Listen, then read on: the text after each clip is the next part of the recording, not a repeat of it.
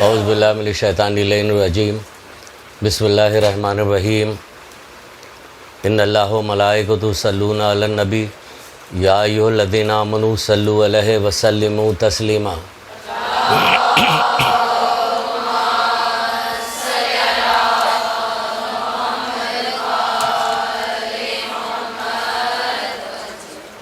بسم اللہ الرحمن الرحیم ایاک نعبد و ایاک نستعین۔ درود پڑھیے محمد۔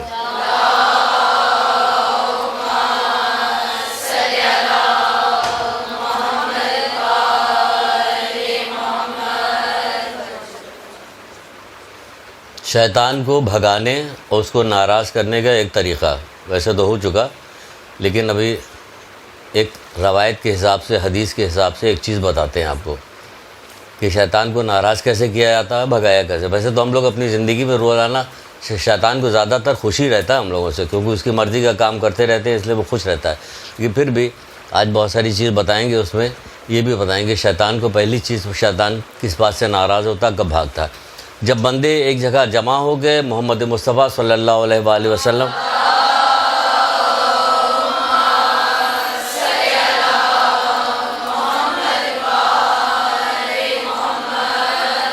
بلند آواز سے جب درود پڑھتے ہیں تو شیطان کہتا ہے کہ اتنا ثواب ملتا ہے کہ میں وہاں ٹک نہیں سکتا، تو وہاں بھاگ جاتا ہے۔ تو بلند آواز سے درود تو پڑھیے ذرا۔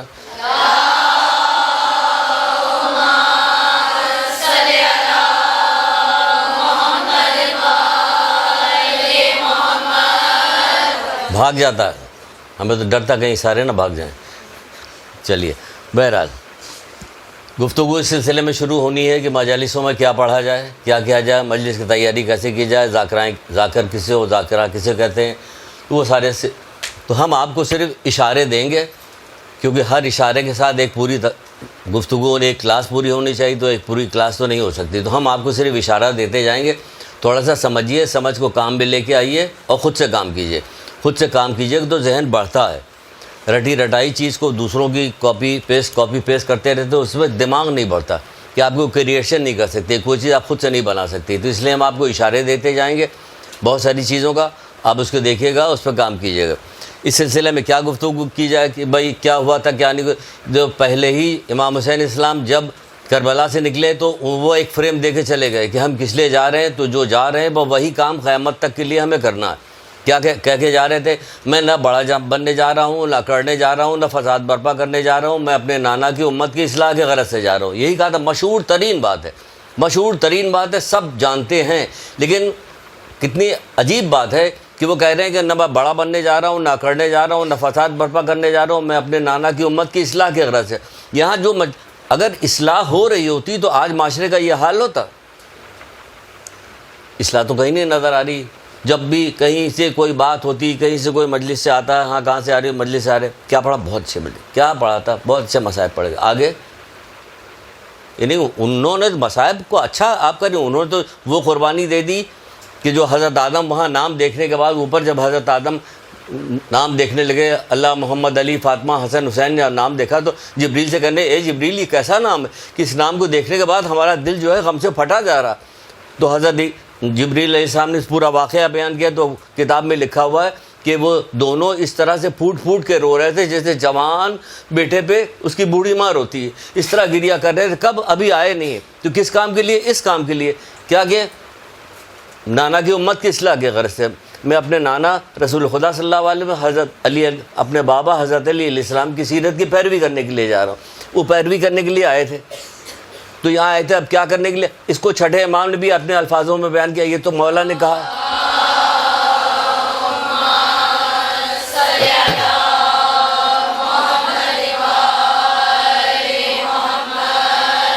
میں تھوڑا جلدی بولوں گا، امید ہے کہ آپ لوگ ساتھ دیجیے گا، سمجھیے گا۔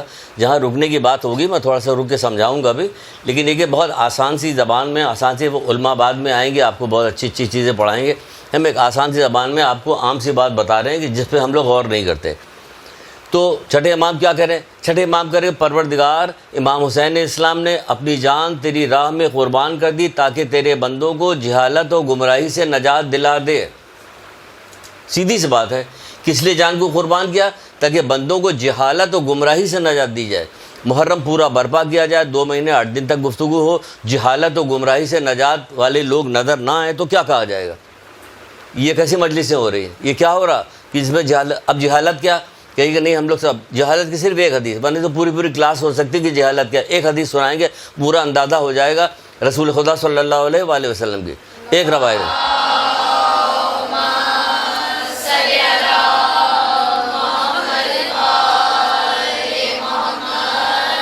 تاکہ تیرے بندوں کو جہالت و گمراہی کیا، یعنی کہ انحرافات جو معاشرے میں آپ دیکھ رہی ہیں، عقائد کے اعتبار سے جو انحرافات ہو رہے ہیں اس سے اپنے آپ کو بچائیے۔ آپ منسلک رہیے قرآن سے، اہل بیت سے اور مراجع الزام سے، اور ادھر ادھر والوں کی باتوں میں جتنی بھی خوبصورتی کے ساتھ پیش کی جائے اس میں مت آئیے، کیونکہ ہم ایکسپرٹ سے تعلق رکھتے ہیں، اللہ تعالیٰ، اس کے بعد محمد آل محمد، اس کے بعد ایکسپرٹس کون ہیں؟ ہمارے مراجع الزام، علماء اعلام جو وہ ایکسپرٹ، باقی سب نیچے کے لوگ ہیں، چاہے کتنی اچھی کتنی خوبصورت بات کرے وہ ایکسپرٹ نہیں ہے۔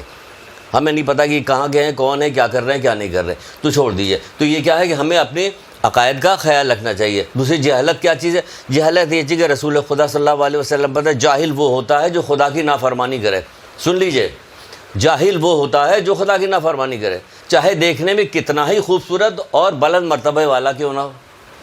کتنی خوبصورت بات، کتنی ایک چھوٹے سے جملے میں کتنی چیز بتا دی۔ جاہل وہ ہوتا ہے جو خدا کی نافرمانی کرے۔ اب جو بھی خدا کی نافرمانی کرے گا وہ جاہل ہے، چاہے کتنی پڑھا لکھا ہو، کتنا خوبصورت ہو، کتنے بلند مرتبے والا ہو، اس سے کوئی فرق نہیں پڑتا۔ اللہ تعالیٰ کسی کے روب میں نہیں آتا ہے کہ آپ ایسے والی ہیں، آپ مرتبے والی ہیں تو آپ روب میں۔ ایک جگہ نہج الفصاح میں بھی رسول اللہ کی ایک روایت موجود ہے جس میں کہتے ہیں کہ بہت سارے خوش شکل، بلند مرتبہ، زبان دراز کل قیامت کے دن ہلاک ہوں گے۔ پڑھو دیکھو، اس کو جمع کرو، معاشرے میں نگاہ دوڑاؤ کہ کیا ہو رہا ہے، اس کے اثرات کیوں نہیں ہو رہے۔ دھیرے دھیرے وقت گزرتا جا رہا، امام زمانہ آنے والے ہیں۔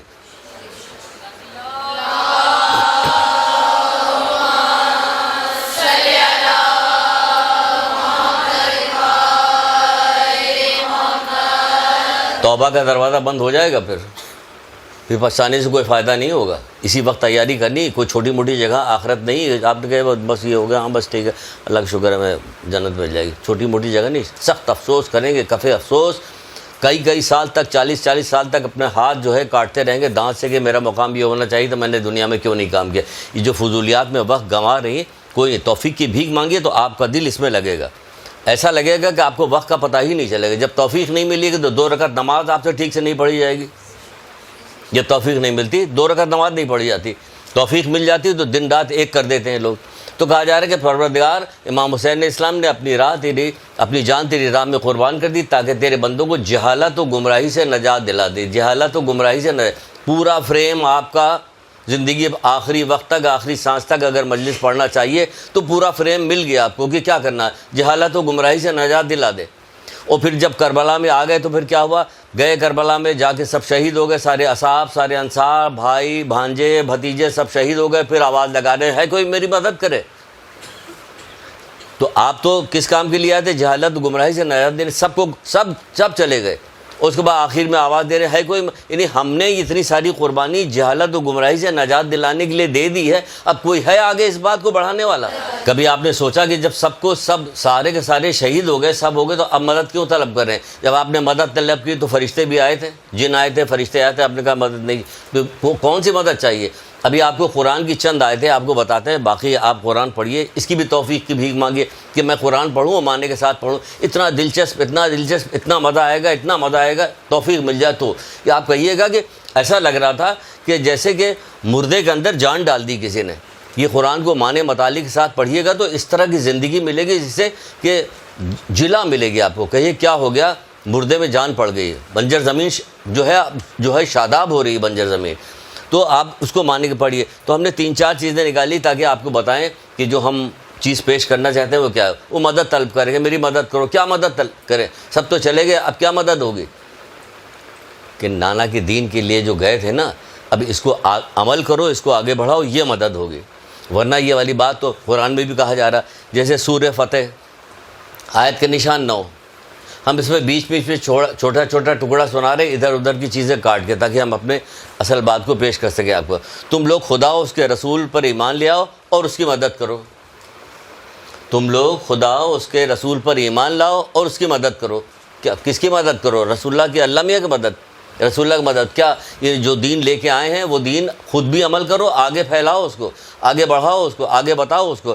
پھر ایک دوسری جگہ پہ سورہ صف آیت کے نشان 14، سورہ صف آیت کے نشان 14، اس میں بھی یہی کہا جا رہا ہے اے ایمان والو اللہ کے مددگار بن جاؤ، اللہ کے مددگار بن جاؤ. پوری دنیا اللہ سے مدد طلب کری، وہاں کرے اللہ کے مددگار بن جاؤ. تو کیسے اللہ کے مددگار بن جاؤ؟ جس طرح حضرت عیسیٰ ابن مریم نے اپنے حواریوں سے کہا تھا کہ اللہ کے راہ میں میرے مددگار کون ہے، تو حواریوں نے کہا تھا ہم اللہ کے ناصر و مددگار ہیں، ہم اللہ کے ناصر انہیں اللہ نے جو دین اپنے انبیاؤں کے ذریعے سے دنیا میں بھیجا ہے اس کو آگے بڑھاؤ، خود بھی عمل کرو، اس کو آگے بڑھاؤ. یہ والی مدد درکار ہو. یہی مدد کے لیے وہ بھی پکار رہے تھے. کون؟ امام حسین اسلام کربلا میں آواز دے رہے تھے کہ ہے کوئی میری مدد کرنے والا. اور کس طرح سے آواز دی تھی. اب اس طرح سے آواز تو کوئی دنیا میں دے ہی نہیں سکتا کہ جس طرح سے امام حسین اسلام نے آواز دی تھی. پھر کہا جا رہا کہ سورہ آل عمران میں کون ایسا ہے جو اللہ کی طرف ہوگا میرا مددگار بنے. ان تمام انبیاء پکار ہیں میری مدد کرو، اللہ کی میری مدد کرو، میری مدد کرو. میری مدد یہی ہے، ورنہ اور کس کو ضرورت تھی؟ اگر حضرت علی کہے کہ میری مدد کرو، کہنا آپ کے ہاتھ میں تو ذوالفقار ہے، آپ کی مدد کرنے کی کیا ضرورت؟ کوئی ہے آپ کے مقابلے میں آنے والا؟ پھر کیوں کہہ رہے ہیں آپ؟ سنیے اب روایتیں بھی سنیے. جلدی اس لیے بتا رہا ہوں تاکہ وقت کے اندر اپنی ساری بات آپ کو بتا سکوں. اگر کچھ کہیں پہ آپ کو پریشانی لگے تو بول دیجیے گا تاکہ میں اس کو ریپیٹ کر دوں گا. تو یہ آپ نے دیکھا 3-4 قرآن کی. ویسے آپ قرآن پڑھیے تو بہت ساری جگہ آپ کو ملے گا میری مدد کرو، میری مدد کرو، میری مدد کرو. ہم نے صرف وہی سنا کہ کربلا میں امام حسین اسلام کا میری مدد کرو، حل من ناصر و ینصرنا، وہی کہہ دیا گیا. اس کا بات ختم ہو گئی. کوئی نہ اس پہ توجہ دی گئی، نہ اس پہ واقعی اس پکار کے اوپر لبیک کہا گیا. لبیک کہا جاتا تو کیا ہوتا کہ ہم خود بھی عمل کرتے، دوسروں کو بھی عمل کرنے کی دعوت دیتے. ویسی دعوت تو نہیں دے سکتے تھے جیسے انہوں نے دیا، لیکن کچھ تو اپنے حیثیت کے حساب سے کر سکتے تھے نا. مولا مشکل کشا حضرت علی علیہ السلام.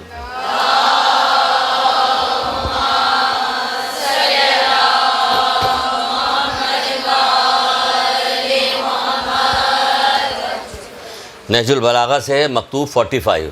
نہج البلاغہ یہ بھی پڑھیے، پڑھنے کی کتابیں پڑھیے. وہ زیادہ تر یہی کہا کرتے ہیں ہر کلاس میں آ کے کہ پڑھیے فیس بک پہ پڑھیے. یہ ہو رہا ہوتا. اس کو چھوڑیے، اس کو پڑھیے. نہج البلاغہ کیا مولا کہہ رہے ہیں؟ تمہارے امام کی تو حالت یہ ہے کہ اس نے دنیا کے ساز و سامان میں سے 2 پھٹی پرانی چادر اور 2 روٹی بھی اتفاق کر لیا. نعرہ حیدری ہو رہے. وہ کیا کہہ رہے ہیں سنیے. تمہاری دنیا کے ساز و سامان میں سے کیا کیا؟ 2 پھٹی پرانی چادر اور 2 روٹی بھی اتفاق کر دیا. میں مانتا ہوں کہ تم یہ نہیں کر سکتے. یہ بھی کہہ رہے گا میں مانتا ہوں کہ تم یہ نہیں کر سکتے، مگر اتنا تو کرو. کتنا کرو؟ کہہ رہے اتنا تو کرو کہ پرہیزگاری، سعی، کوشش اور پاک دامنی، سلامتی روی کے ساتھ میرا ساتھ دو. یہ بھی اپنی مدد طلب کرو، میرا ساتھ دو، میری مدد کرو. کس طرح سے مدد کرو؟ پرہیزگاری کے ساتھ. آ گیا دین یہاں پہ. مدد کیسے کرو گے؟ دیندار بن جاؤ، مدد کرو ان کی، دیندار بن جاؤ، اس طرح سے ان کی مدد کرو. مگر اتنا تو کرو. تمہارے بس کی بات تو نہیں 2 پھٹی پرانی چادر اور 2 روٹی کی بس کی بات تو تمہاری نہیں، لیکن تم اتنا تو کر سکتے ہو کہ پرہیزگاری، صحیح کوشش اور پاک دامنی اور سلامتی روی کے ساتھ میری مدد کرو. یہ میرا ساتھ دو. دیجیے گا مولا کا ساتھ. مولا سے محبت کرنے والی ہے نا، سب کچھ مولا سے محبت کرنے. بتائیے نہج البلاغہ سے ہم نے جگہ بھی بتا دیا کہ وہ میرا ساتھ دو. کس کے ساتھ؟ پرہیزگاری کے ساتھ. ہر جگہ آپ کو یہ ملے گا. ابھی آگے 3-4 اور سنائیں گے تو اس میں آپ کو پتہ چلے گا. ہر جگہ یہی بات کیجیے گا پرہیزگاری کے ساتھ میری مدد کرو. یعنی پرہیزگاری اختیار کیجیے، گناہ کو چھوڑیے. وہ کہہ رہے ہیں نا تیرے بندوں کو جہالت و گمراہی سے نجات دلا. جہالت و گمراہی سے نجات، یعنی گناہ کو ہٹائیے اپنی زندگیوں سے.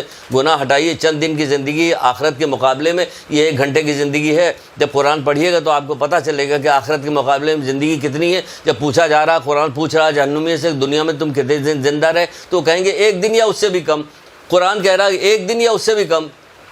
یا اس سے پوچھ دیکھ جو دنوں مہینوں کی گنتی کرتا رہا. اس پہ اللہ تعالیٰ کہے گا تم نے سچ کہا، جیتے جی اتنی بات سمجھ جاتے. تو سمجھا تو دی جیتے جی اتنی بات. آپ کو قرآن دے تو دیا کہ جیتے جی اتنی بات سمجھ جائیے. پڑھے ہی نہیں ہم نے پڑھا ہی نہیں. تو بتا دیا گیا کہ بھائی اگر روزی کے سلسلے میں سورہ واقعہ پڑھو، بس سورہ واقعہ آپ نے پڑھا، بند کر دیا. اس میں کیا لکھا ہوا ہے کچھ نہیں پتا. جب آپ 50 دفعہ اس کو پڑھیے گا، تلاوت بھی کیجیے گا، پھر معنی مطالب سے بھی پڑھیے گا، تو آپ کی سمجھ میں آئے گا اچھا پروردگار کیا کہہ رہا ہے کہ کون آگے بڑھنے والے ہیں، کون داہنے ہاتھ والے ہیں. کون کہاں جانے والے ہیں سب آپ کو پتہ چل جائے گا، وہ کس کس بنیاد پہ جائیں گے تو پتہ. چھوٹے چھوٹے بچوں کے ہم لوگوں کو بچپن سے ہی 12-15 سال کے مومنین کو جن کے ہم ماننے والے ہیں، ہم لوگوں کو بالغ ہونے سے پہلے قرآن زبانی یاد ہو جانا چاہیے تھا. کتنی عجیب و غریب بات کریں، کہنے آپ کو تو ابھی بھی نہیں یاد ہے، اب ہمیں زبانی یاد کر. بھائی ہمیں نہیں یاد ہوا تو نہیں یاد کرا ہے تو آپ یاد کیجئے، آپ کو تو ابھی وقت پڑا ہوا ہے نا، یہ بیکار میں مت گزاریے وقت. تو کیا کہا جا رہا ہے؟ سلامتی روی اور پرہیزگاری اور صحیح کوشش اور سلامتی روی سے میرا ساتھ دو. پھر کیا ہو رہا؟ 5ویں امام محمد باقر علیہ السلام.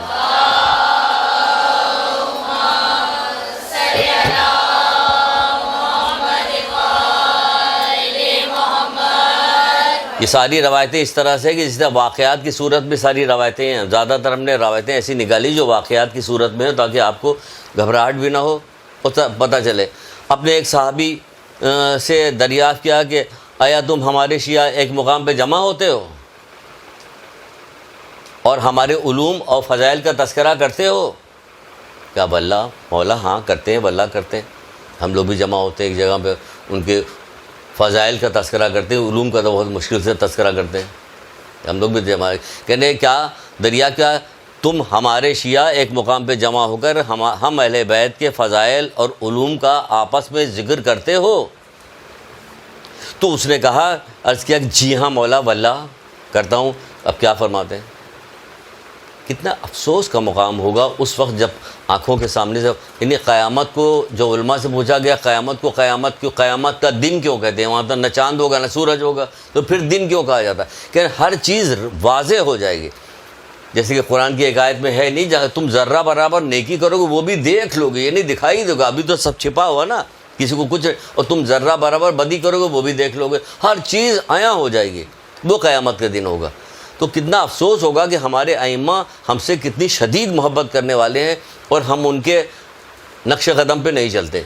صرف زبانی طور پر کچھ ذکر ایسا خوبصورت بنا لیا گیا ہے، کچھ ایسا کہ بس اس کو پڑھنے کے بعد بس مطمئن ہو جاتے ہیں اور کہتے ہیں بس کام ہو گیا ہمارا. تو کیا کہہ رہے ہیں؟ کیا تو ہم اہل بیت کے فضائل اور علوم کا آپس میں ذکر کرتے ہو؟ اس نے کہا کہ عرض کیا جی ہاں مولا واللہ کرتا ہوں. تو آپ نے فرمایا واللہ مجھے بھی یہ بات پسند ہے. سنیے گا اللہ کرے دل پہ لگ جائے. کہتے ہیں کہ فرمایا کہ واللہ مجھے بھی یہ بات پسند ہے کہ میں تمہاری مجلس میں آؤں، مجھے بھی یہ بات پسند ہے کہ میں تمہاری مجلس میں آؤں، تمہاری خوشبو کو سونگھوں. اللہ اکبر. کون ہے؟ ہمارے تو ماں باپ ہم سے ایسی محبت کرنے کو تیار نہیں. اگر ذرا سی ہماری ہم سے نافرمانی ہو جاتی تو ماں باپ بھی منہ پھیر لیتے ہیں، عزیز رشتہ دار منہ پھیر لیتے ہیں، بھائی سے ملنے کو تیار نہیں ہوتا. رشتہ داروں میں کس قدر جدائیاں ہو جاتی ہیں معمولی سی دنیا کی باتوں میں. تو یہ کیا کہہ رہے ہیں؟ میں تمہاری مجلس میں آؤں، تمہاری خوشبو کو سونگوں. سونگنا کیا کرتا ہے؟ مجھے یہ پسند ہے کہ میں تمہاری مجلس میں آؤں، تمہاری خوشبو کو. تم خدا اور خدا کے فرشتوں کے دین پر ہو. یعنی آپ نے لا الہ الا اللہ محمد رسول اللہ علی ولی اللہ کہہ دیا تو آپ خدا اور اس کے فرشتوں کے دین پہ ہیں. تو اب ہمیں کیا کرنا؟ کتنی تعریف تو ہماری ہو گئی، اب خوش ہو جانا چاہیے.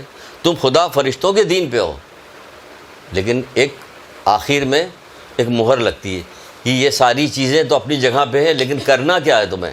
کرنا تو آپ نے مولا خود ہی تو کہہ دیا کہ تم کیا ہمارے فضائل و علوم کا تذکرہ کرتے ہو؟ ہم نے بھی کہہ دیا ہاں مولا کرتے ہیں. تو بس کرنا تو ختم ہو گیا؟ نہیں، اب اس کا اصول دے رہے ہیں کہ کیسے فضائل اور کیسے علوم.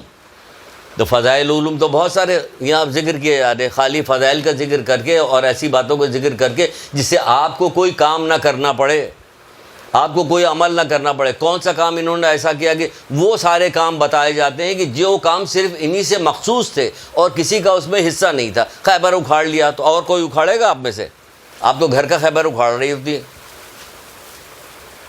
وہ والے فضائل بیان کریں گے. ہے فضائل اپنی جگہ پہ بیان کرنا چاہیے، وہ اپنی جگہ پہ، لیکن وہ بھی تو بیان کرو جس میں ہمارا حصہ بھی آئے، ہم بھی حصے دار بنے، ہم بھی ان کے نقش قدم پہ چلیں. کہ وہ شربت کا گلاس دے رہے ہیں اپنے قاتل کو دے رہے ہیں، ہم قاتل کو نہ دیں تو کم سے کم اپنے عزیز رشتہ دار کو تو دیں.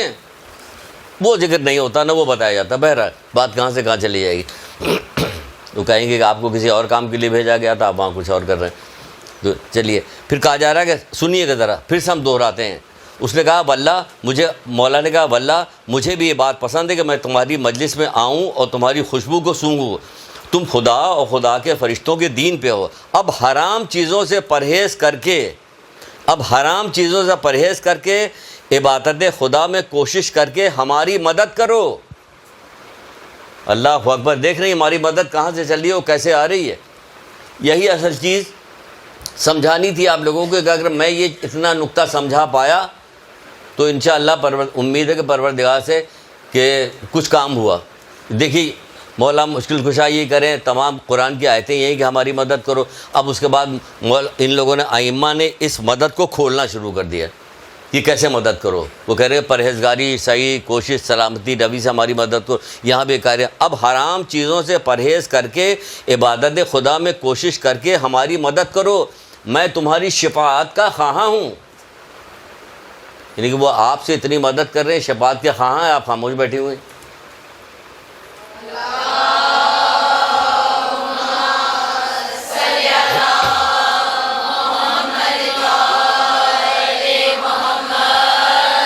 بات سمجھ میں آئی جب اس نے کہہ دیا کہ ہاں واللہ مولا میں آپ کے فضائل, آپ کے علوم کا تذکرہ کرتا ہوں.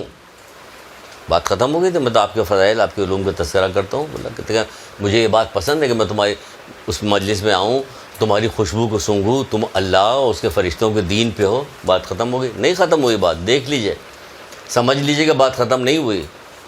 بات کہاں ختم ہو رہی ہے؟ اب آخر بات ہے, اب تم حرام چیزوں سے پرہیز کر کے عبادت خدا میں کوشش کر کے ہماری مدد کرو.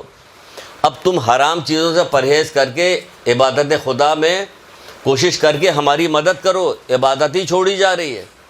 حرام چیزوں سے کہاں بچا جا رہا؟ دن رات پورا کا پورا معاشرہ حرام چیزوں میں ڈوب گیا ہے اور کوئی نہیں بچ رہا. وہ کہہ رہے ہیں ہماری مدد کرو. یہی آواز تو وہاں سے بھی آ رہی ہے, آپ کے کانوں میں آنی چاہیے. حل من ناصر ینصرنا, ہے کوئی جو میری مدد کرے؟ اللہ اکبر. یعنی کس طرح سے آواز دی, آگے چل کے اگر یاد رہا تو بتاؤں گا کہ کیسے آواز دی. سارا تذکرہ تو کرتے, یہ آواز نہیں سنائی دیتی. کیسے کیسے دنیا کے واقعات ہوتے ہیں. جو کسی کے ماں کا چھوٹا بچہ یا کچھ وہ ہو جاتا ہے تو اچانک چونک کے اٹھ جاتی, کہتے ہیں میں اپنے بچے کی رونے کی آواز آ رہی, ہمیں آواز, یہ محبت کا تقاضا. کہتے ہیں مجھے آواز آ رہی ہے رونے کی. آپ کی محبت کا تقاضا کیا ہے؟ آپ کو آوازیں کچھ نہیں آتی. آنی چاہیے آواز. دل کا جائزہ لیجئے. دل میں جب خرافات آ جاتے ہیں تو جو پاکیزگی, پاک چیزیں جو ہیں وہ کم ہونا شروع ہو جاتی, کم ہونے کا. پھر کتنی رہ جاتی جتنی خود امام حسین اسلام نے کہا. کیا کہا کہ بس دین کتنا رہ گیا کہ زبان کو ہونٹ پہ پھیرو اور ختم. یعنی کہ زبانی حد تک دین رہ جاتا ہے, اعضاء جوارح سے کہیں نظر نہیں آتا دین کے کیا ہے. تو کیا ہے؟ پرہیزگاری, عبادت و کوشش کے ذریعے سے ہماری مدد کرو. ہم تمہاری شفاعت کے خواہاں ہیں, ہم تمہاری شفاعت چاہتے ہیں. پھر ایک اور مقام پہ ایک چھوٹا سا جملہ بھی اسی سلسلے کا 5ویں امام محمد باقر علیہ السلام فرماتے ہیں.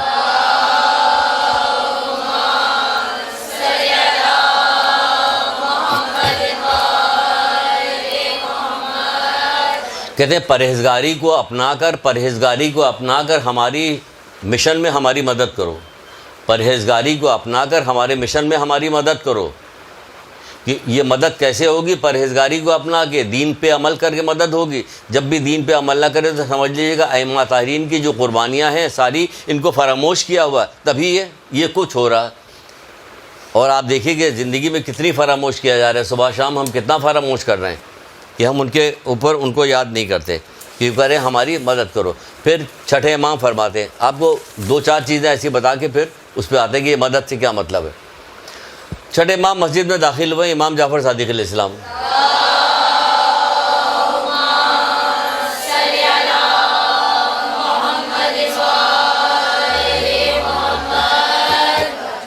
آپ کی نگاہ اپنے بعض شیعوں پہ پڑی. اگر کتاب دیکھیے نا, کتابیں اٹھائیے کہ شیعوں کے بارے میں ائمہ طاہرین نے کیسی کیسی باتیں, کیسی کیسی محبت بھرے کلمات کہے ہیں, تو واقعی پھر شرم آنے لگتی کہ ہم تو ایسے نہیں رہ گئے. لیکن آج کیا کوئی پرواہ نہیں, کیونکہ کوئی ایک دوسرے سے کہتا بھی نہیں. اب اپنے اپنے شکوے ہوتے ہیں, یہ والا شکوہ کوئی نہیں. جو سب سے بڑی چیز ہے اس کا شکوہ کوئی نہیں. دین میں زندگی دنیا میں جو آئے ہیں تو دین ہی تو سب کچھ ہے, اور کیا چیز ہے.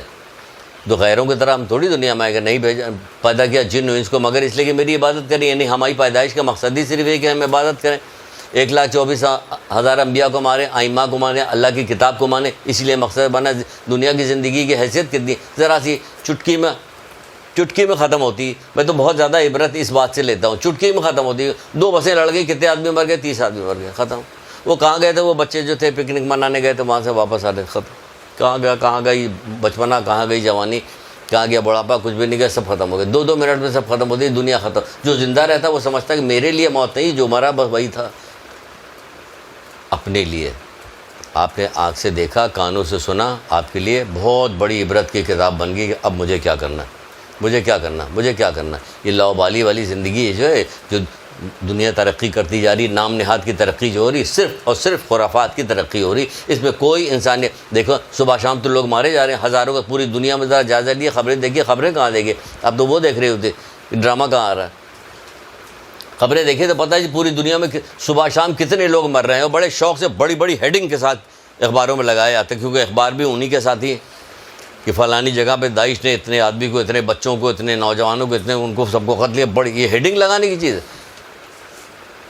ڈرا رہے ہیں, شوق دلا رہے ہیں کہ آپ لوگ بھی اسی گناہ کی طرف آئیے, اسی جنگلی پن کی طرف آ جائیے. تو بہرحال آگے چھٹے امام میں کیا ہوا, آپ کی نگاہ اپنے بعض شیعوں پہ پڑی, آپ ان کے قریب گئے, انہیں سلام کیا. اللہ اکبر, امام نے سلام کیا.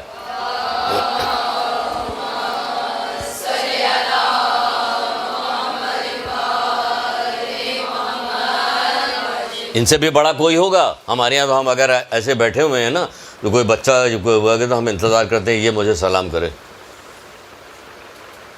اس کے بعد جب نہیں سلام کرتا تو شکوہ کرتے ہیں, ماں باپ نے سلام نہیں سکھایا آپ کو, تو آپ کو سکھائے گا کچھ؟ یہ بڑوں کے کیا طریقہ کار ہے بتائیں. السلام علیکم بیٹا, کیسے ہیں آپ, خیریت سے ہیں؟ تو اب کیا ہوا, عادت پڑ رہی بچے کی عادت پڑی ہے. امام آ کے سلام کر رہے ہیں, امام سلام کر رہے ہیں شیعوں کو. آئے, آنے کے بعد سلام کیا, قریب گئے اور آ کے انہیں سلام کیا, اور ارشاد فرمایا خدا کی قسم میں آپ کی خوشبو روح سے محبت کرتا ہوں. قسم کھا کے کہہ رہے ہیں, خدا کی قسم میں آپ کی خوشبو روح سے محبت کرتا ہوں. اس محبت کے جواب میں درود پڑھ دیجئے.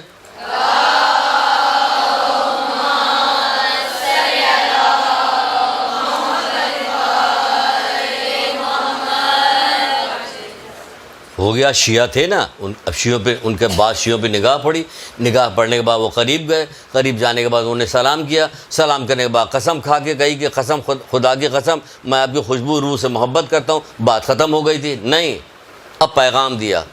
یہ سلام کا مقصد کیا ہے, تم ہمارے شیعہ ہو تو کون ہو, تمہیں کیا کرنا چاہیے, یہ پیغام دیا. وہی پیغام دیا, آپ تقوی و پرہیزگاری کے ذریعے سے ہماری مدد کیجیے, آپ تقوی و پرہیزگاری کے ذریعے سے ہماری مدد کیجیے.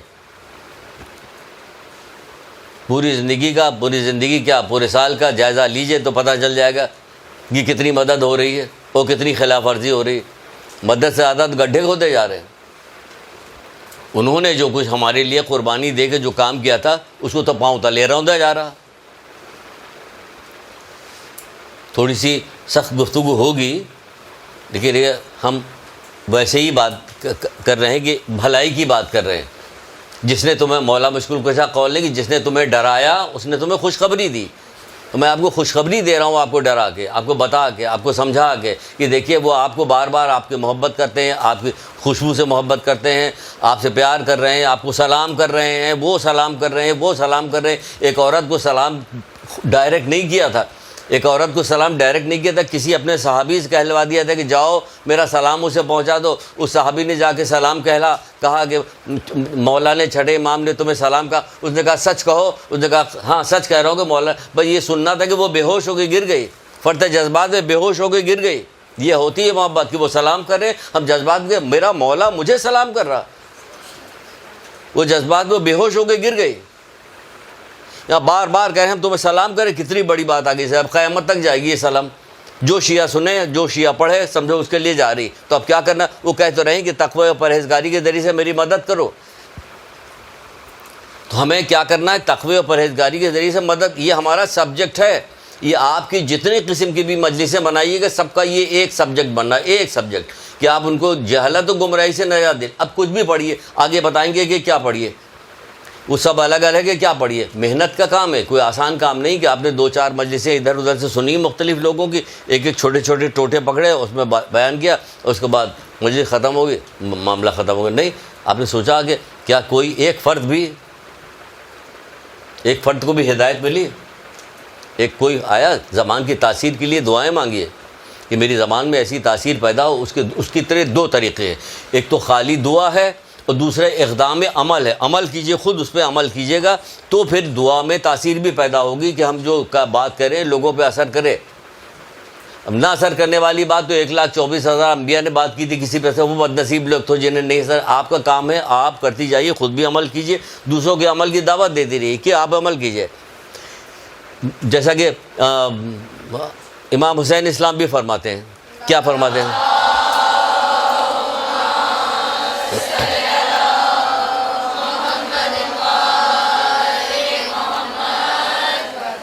اگر امام حسین اسلام کی جتنی بھی حدیثیں ملتی ہیں جہاں کہیں سے جمع کیجئے, امام حسین اسلام کی مجلس پڑھنے جا رہے ہیں, کہا جائے کہ 5 حدیثیں سنائیے سب لوگ, کیونکہ آپ امام حسین اسلام کی مجلس پڑھیں. جس کی مجلس پڑھنے کے لیے جا رہے ہیں, جس کے نام پہ جا رہے ہیں, حسین کے نام پہ سارا برپا ہو رہی ساری مجلس, چلیے 5 حدیثیں سنائیے. کوئی سنا نہیں پائے گا, بتائیے. اگر سب جمع کر لیجئے ایک جگہ نا, امام حسین اسلام کی حدیثیں ایک جگہ جمع کر لیے تو آپ یقین جانیے کہ 10 سال تک مجلس پڑھتی رہی. خود وہ جو کچھ بات کہہ رہے ہیں خود کہہ رہے ہیں. ابھی ایک بات سنا دیں جیسے ایک بات ابھی سنا رہے ہیں. اس پورے کو ایک جگہ پہ جمع کر کے آخر میں ایک امام حسین اسلام کا قول سنا رہے ہیں کہ آپ نے دیکھیے حضرت علی علیہ السلام نے کیا کیا, کیا کہا, 5ویں امام نے کیا کہا, 6ٹھے امام نے کیا کہا. اب وہ کیا کہہ رہے ہیں؟ وہ کہہ رہے ہیں اے اللہ کے بندو اللہ سے ڈرو, اے اللہ کے بندو اللہ سے ڈرو. کہ یہاں مجلس پر آپ کے نام کی مجلس برپا کر کے بھی اللہ سے نہیں ڈر رہے ہیں. آپ کہہ رہے ہیں ڈرو. اسی مجلس کے فرش پر نہ جانے کیا کیا کام ہو رہا ہوتا. وہ کہہ رہے ہیں اللہ سے ڈرو اور پرہیزگاری اختیار کرو اور دنیا کے دھوکے اور فریب میں نہ آؤ. سب کچھ ایک لائن میں کہہ دیا. اے اللہ کے بندو اللہ سے ڈرو, تقوی پرہیزگاری اختیار کرو.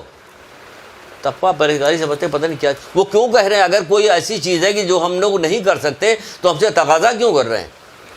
تقاضے کا مطلب یہ کہ کر سکتے ہیں, تقوی پرہیزگاری اختیار کر سکتے ہیں. تقوی پرہیزگاری کا مطلب یہ گناہوں سے اپنے آپ کو بچاؤ, بس یہی تقوی پرہیزگاری. اور کیا ہے اس میں؟ کوئی آپ کو سینگ منگ تھوڑی نکلے گی, یہ آپ کو پتہ نہیں کیا کرنا پڑے گا تقوی پرہیزگاری کو. تو کیا بچو, لیکن کیا یہ ساری چیزیں کر کے اگر آخر رزلٹ پہ آئیے, رزلٹ پہ آنے کے بعد دیکھیے جتنی چیز بتائی گئی ہے, جو کچھ تقاضا قرآن میں کہا کہ میری مدد کرو, پھر ائمہ نے تمام کہا کہ میری مدد کس طرح, تقوی پرہیزگاری تقوی. اب نتیجے کے طور پہ رزلٹ دیکھے تو معاشرے میں کیا چیز نظر آتی ہے؟ اگر رزلٹ دیکھا جائے تو معاشرے میں کیا چیز نظر آتی ہے؟ ابھی جو نظر آتی ہے رسول اللہ کی زبان سے بتا دیتے ہیں آپ کو. رسول خدا صلی اللہ علیہ وآلہ وسلم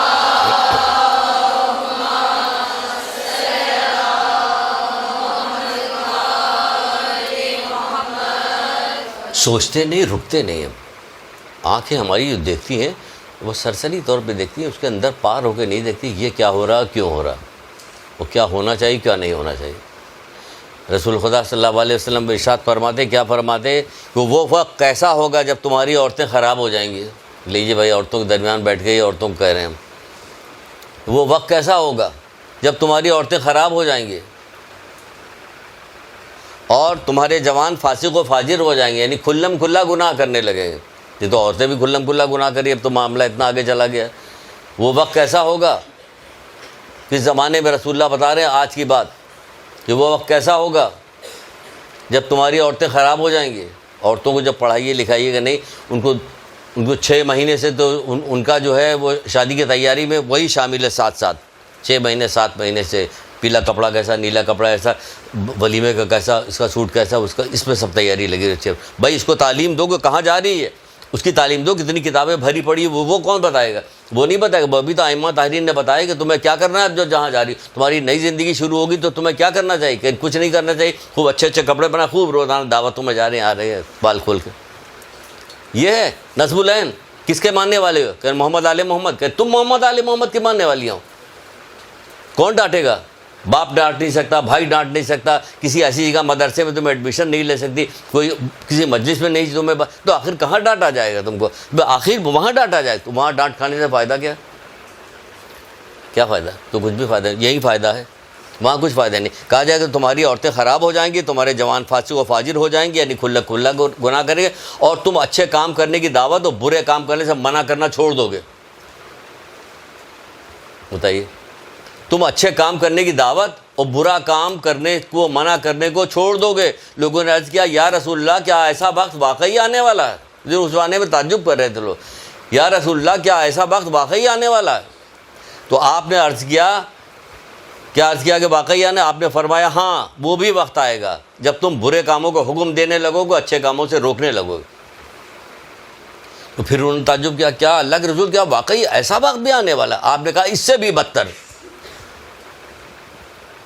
جب تم اچھائی کو برائی کی نگاہ سے دیکھو گے, برائی کو اچھائی کی نگاہ سے دیکھنے لگو گے. اب آپ کہیے ایسا تو کچھ بھی نہیں ہے. کہ ہے, ایسا ہے, بالکل ہے, آپ غور نہیں کر رہے ہیں اس لیے ایسا ہی ہے. عورتیں فاسق و فاجر ہو رہی ہیں, اور لڑکے کھلم کھلا گناہ کر رہے ہیں, کوئی روکنے والا نہیں انہیں. عورتیں خراب ہو رہی, کوئی زبان درازی حد سے زیادہ بڑھ گئی ہے, لڑائی جھگڑے حد سے زیادہ بڑھ گئے ہیں, کوئی بات ماننے کو تیار نہیں. چھوٹی چھوٹی باتوں پہ طلاقیں ہو رہی, یہ ہو رہی, وہ ہو رہی. دنیا کے وہ جلدی سے ان کو نوکری دلا دو, جاب کر لیں, پھر آنا جانا شروع کر دے. پھر انہیں کیا صرف پیٹ پوجا اور اس دنیا میں کھا پی کے زندگی گزارنا ہی نصب العین ہمارا؟ اس کے بعد کی آگے کی زندگی کچھ بھی نہیں ہے.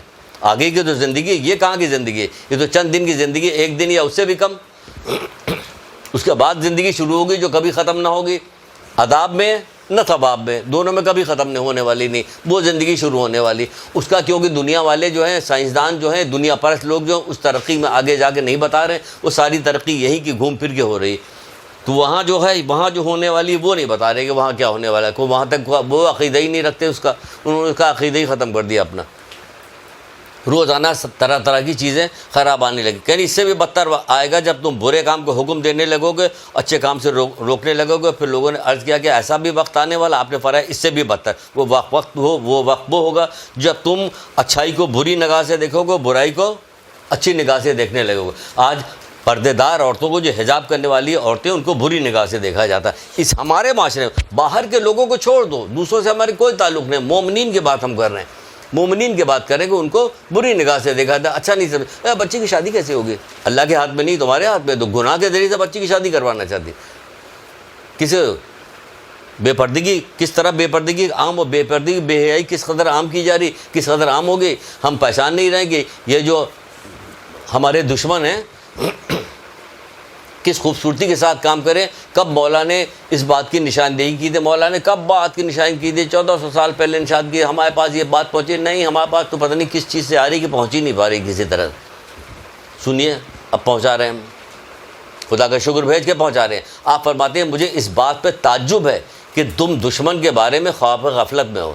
مجھے اس بات کے بارے میں تعجب ہے کہ تم دشمن کے بارے میں خواب غفلت میں ہو, لیکن دشمن تمہارے بارے میں بیدار ہے.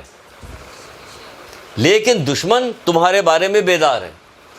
کس طرح یہ آپ کیا سمجھتے ہیں؟ بے پردگی, خالی ایک بے پردگی. اتنے اسلام نے کیوں زور دیا, کیا چاہتا ہے اسلام, کیوں ہمیں گھوٹ کے رکھا ہوا ہے؟ آپ کو نہیں پتا. اللہ نے آپ کو پیدا کیا ہے نا, اللہ بہتر جانتا ہے کہ کس وقت کہاں ہونا چاہیے. گرمیوں میں روزہ نہیں رکھنا چاہیے, ہمیں بہت تکلیف ہوتی ہے روزہ رکھنے تک. گرمیوں میں معاف کر دے روزہ, صرف سردیاں روزہ رکھوائے. وہ جانتا ہے کہ کب کیسے کیا ہونا چاہیے. گرمی ہو سردی ہو روزہ رکھو, تمہیں فائدہ پہنچے گا. وہ جانتا ہے کہ کیا فائدہ پہنچے گا. لوگوں کو نہیں پتا. تو کہا جا رہا ہے, یہ کہا جا رہا ہے کہ نہیں, بے پردگی, بے پردہ عورت اللہ کی نگاہ میں کوئی قدر مدلت نہیں رکھتی. رسول خدا صلی اللہ علیہ وآلہ وسلم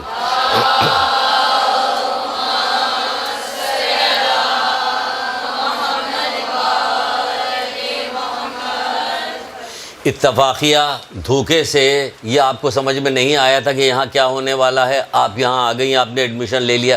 کم سے کم اتنا فائدہ تو اٹھا لیجئے کہ مکمل حجاب کر کے آنا شروع کیجئے گا. جتنے دن کے لیے آپ نے فیس دیا ہے آپ یہاں آتی رہیے. کم سے کم ایک عظیم ترین فائدہ آپ کو مل جائے گا کہ آپ کا حجاب درست ہو جائے گا. یہاں ہمارے یہاں کی جو بہت ساری ہماری پرانی بچیاں ہیں, کہیں پرانا کہنے وہ برا نہ مان جائے وہ لوگ, جو ہماری بچیاں ہیں وہ جو ہے آپ کو حجاب کے بارے میں بتاتی بھی رہیں گی. جہاں کہیں کوئی غلطی ہوگی آپ کو بتائیں گے, آپ سن لیجئے گا. کیوں کہ وہ عادی ہیں, مکمل طور پہ حجاب کی عادی ہیں. حجاب کا کیا فائدہ, وہ اللہ دے گا اس کا اجر. دنیا ہر چیز کا دنیا میں اگر آپ اجر چاہتی ہیں تو کہاں دنیا میں اجر کس کو ملا؟ اگر ملا بھی تو فوراً ختم ہو جائے گا. آنکھ بند ہوئی ہماری, اجر بھی ختم ہو گیا. اور اگر اللہ نے ایسا اجر دے دیا جو کبھی ختم ہی ہونے والا نہیں ہے, کہ نہ زندگی ختم ہوگی نہ وہ اجر ثواب ختم ہوگا, دونوں میں سے کوئی بھی چیز ختم. تو آپ ختم ہونے والی چیز کے پیچھے کیوں لگے ہوئے ہیں؟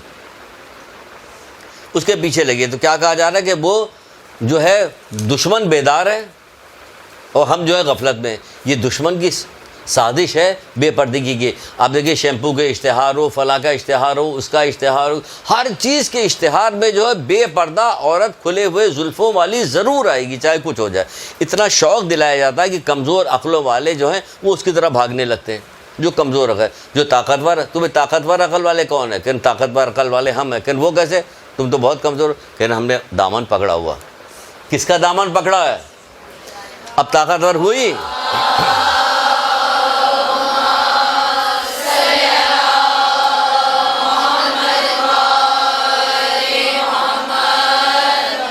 کیسا بچہ شیر ہوتا ہے جب باپ کی انگلی پکڑے ہوتا ہے. بھائی اسی طرح آپ بھی طاقتور ہیں جب محمد علیہ محمد کا دامن ہم نے پکڑا ہوا ہے. تو ہم طاقتور ہیں, ہم ان کے بہکانے میں آنے والوں میں سے نہیں ہیں, ہم نہیں آئیں گے. مولا کہہ رہے ہیں کہ حیا تمام خوبیوں کی کنجی ہے. وہی مولا کہہ رہے ہیں حیا تمام خوبیوں کی کنجی ہے. آپ مجلس پڑھنے کے دوران جب بھی آپ کہیں بھی پڑھیے حجاب کے بارے میں ضرور پڑھیں. کتنا افسوس کا مقام ہے کہ جو عورتیں آ رہی ہوتی بے حجاب, بال کھلے ہوئے اور اس طرح سے اس طرح آتی ہیں, مجلس میں شرکت کرتی بھی اسی طرح واپس چلی جاتی. چھٹے امام کہہ رہے ہیں ہمارے لیے زینت بنو, ہمارے لیے ننگو آر نہ بنو, ہمارے لیے بدنامی کا باعث نہ بنو. یہ بے حجابی بدنامی کا باعث نہیں کہ تم ان کی مسجد سے جا رہے ہو جنہوں نے پورے دین کے لیے اپنا پورا کنبار کٹوا دیا, تم ذرا سا بال ڈھانکنے کو تیار نہیں ہو رہی. کون کہے گا یہ بات؟ انہوں نے سب کچھ قربان کر دیا اس دین کے اوپر. یہ حیا سب کچھ ہے, جس کے بعد حیا نہیں اس کے بعد دین نہیں. جب حضرت آدم علیہ السلام دنیا میں تشریف لائے تھے, بہت ساری چیزیں ہیں کہ کاش آپ لوگ یہاں ایڈمیشن لیجئے تو آتے جاتے رہیں گے, مسلسل بتاتے رہیں گے. ہماری جو بچیاں ہیں ان کو جو باتیں بتاتے رہتے ہیں, اب زبان پہ آگے ان کا چھوڑو. حالانکہ ان کو بھی دیکھ رہے ہیں, وہ پورے سال پڑھتی ہیں, وہ آج بھی آ رہی ہیں. ان کا شوق دیکھیے, وہ کئی سال سے دیکھ رہے ہیں. کئی سال کا مطلب حضرت آدم کے زمانے سے نہیں دیکھ رہے ہیں آپ کے بوڑھے آ گئے. مسلسل آتی ہے, دیکھ کے خوشی ہوتی ہے, حوصلہ بڑھتا ہے کہ سبحان اللہ, اللہ ان کی توفیقات میں اور اضافہ کرے. ان کے بھی بال بچے, گھر بار, ماں باپ, بھائی بہن, ان کے پاس کام نہیں. انہوں نے توفیق کی بھیک مانگی, اللہ نے انہیں آزاد کیا. جاؤ تمہیں بہت ساری ایسی پریشانی سے روک لیں گے جو تمہارے دین کے کاموں میں دخل نہیں دیں گی. تو تم آرام کے ساتھ جاتی رہو. آ رہی مسلسل آ رہی. تو حضرت آدم جب دنیا میں تشریف لے کے آئے تو جبریل بھی آئے. ان کے پاس کیا جبریل آئے اور آنے کے بعد ان کے سامنے کہا یہ دین ہے, یہ حیا ہے اور یہ عقل ہے. اس میں سے ایک چیز اٹھا لو. عقل, حیا اور دین, کتنی بڑی بڑی چیزیں. عقل کتنی بڑی چیز ہے. ساری کی ساری خیر عقل سے وابستہ, جس کے بعد عقل نہیں اس کے بعد کوئی دین نہیں. مولا ہی کا قول ہے یہ. اسے سب کے الگ الگ قول. اس نے عقل پیش کیا نہیں, دین کو لے آئے پہلے. دین سب سے اوپر کی چیز ہے نا. دین کو پیش کیا, عقل کو پیش کیا, حیا کو پیش کیا. اور آدم سے کہا کہ اے آدم اٹھا لو اس میں سے ایک چیز اٹھا لو اس میں سے. تو حضرت آدم نے کیا کیا؟ عقل کو اٹھا لیا. تو جبریل نے کہا حیا اور دین سے کہا واپس چلو, کیونکہ اللہ تعالیٰ نے کہا کہ آدم کو ایک چیز. تو حیا اور دین نے کیا کہا سنیے. حیا اور دین نے کہا کہ اللہ تعالیٰ کا حکم ہے کہ میں عقل کے ساتھ رہوں, تو میں کیسے جاؤں؟ تو اللہ کا تو حکم ہی ہے کہ میں عقل کے ساتھ رہوں. تو جہاں پہ حیا و دین, اب وہی سمجھیے آئیے کہ عقل بھی ہے. حیا دین عقل سب ایک ساتھ ہیں. اگر ایک چیز گئی سب گئی. تو حیا بہت اہم ترین چیز ہے کہ اوپر سے پہلے ہی ابھی آدم آئے اور حیا آ گئی کہ دیکھو کیا کرنا ہے. تو اتنی اہم ترین چیز ہے, اس کو نظر انداز مت کیجیے, نہ چھوڑیے. آخر دوسروں کو دیکھ رہے ہیں آپ, یہ بند, یہ بند, یہ بند, وہ بند, وہ بند, یہ بند, سب بند. کس نے بتایا؟ بھائی تمہیں اتنا سکھا رہے ہیں, تم نہیں سیکھ رہے ہو. وہ سکھا رہے ہیں, اتنا نہیں سیکھ رہے ہو. بی بی سیدہ کس قدر وہ کر رہی, نہیں سیکھ رہی ہو. مسلسل نوحہ پڑھتی رہتی ہوں, مسلسل کربلا کے واقعات پڑھتی ہوں, اس میں حضرت زینب کی صدائیں تمہیں سنائی نہیں دیتی. تمہارے دل کے اوپر کوئی درد نہیں پیدا ہوتا کہ وہ کس قدر کہہ رہی جل کے مر جائیں بیٹا سجاد, جل کے مر جائیں یا باہر نکلیں. انہیں باہر نکلنا انہیں منظور نہیں تھا بغیر چادر کے, اور تم انہی کی مجلس میں بغیر چادر کے آئی ہو.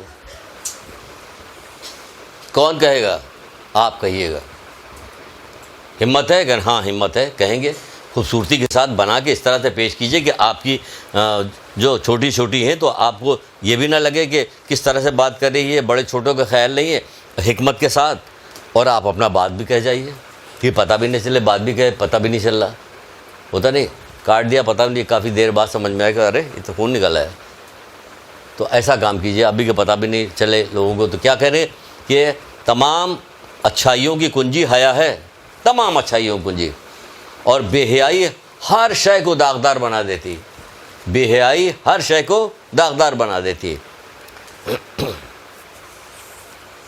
بہرحال جلدی سے چلتے ہیں آگے, ٹائم ہو رہا, بہت سارا ابھی باقی ہے.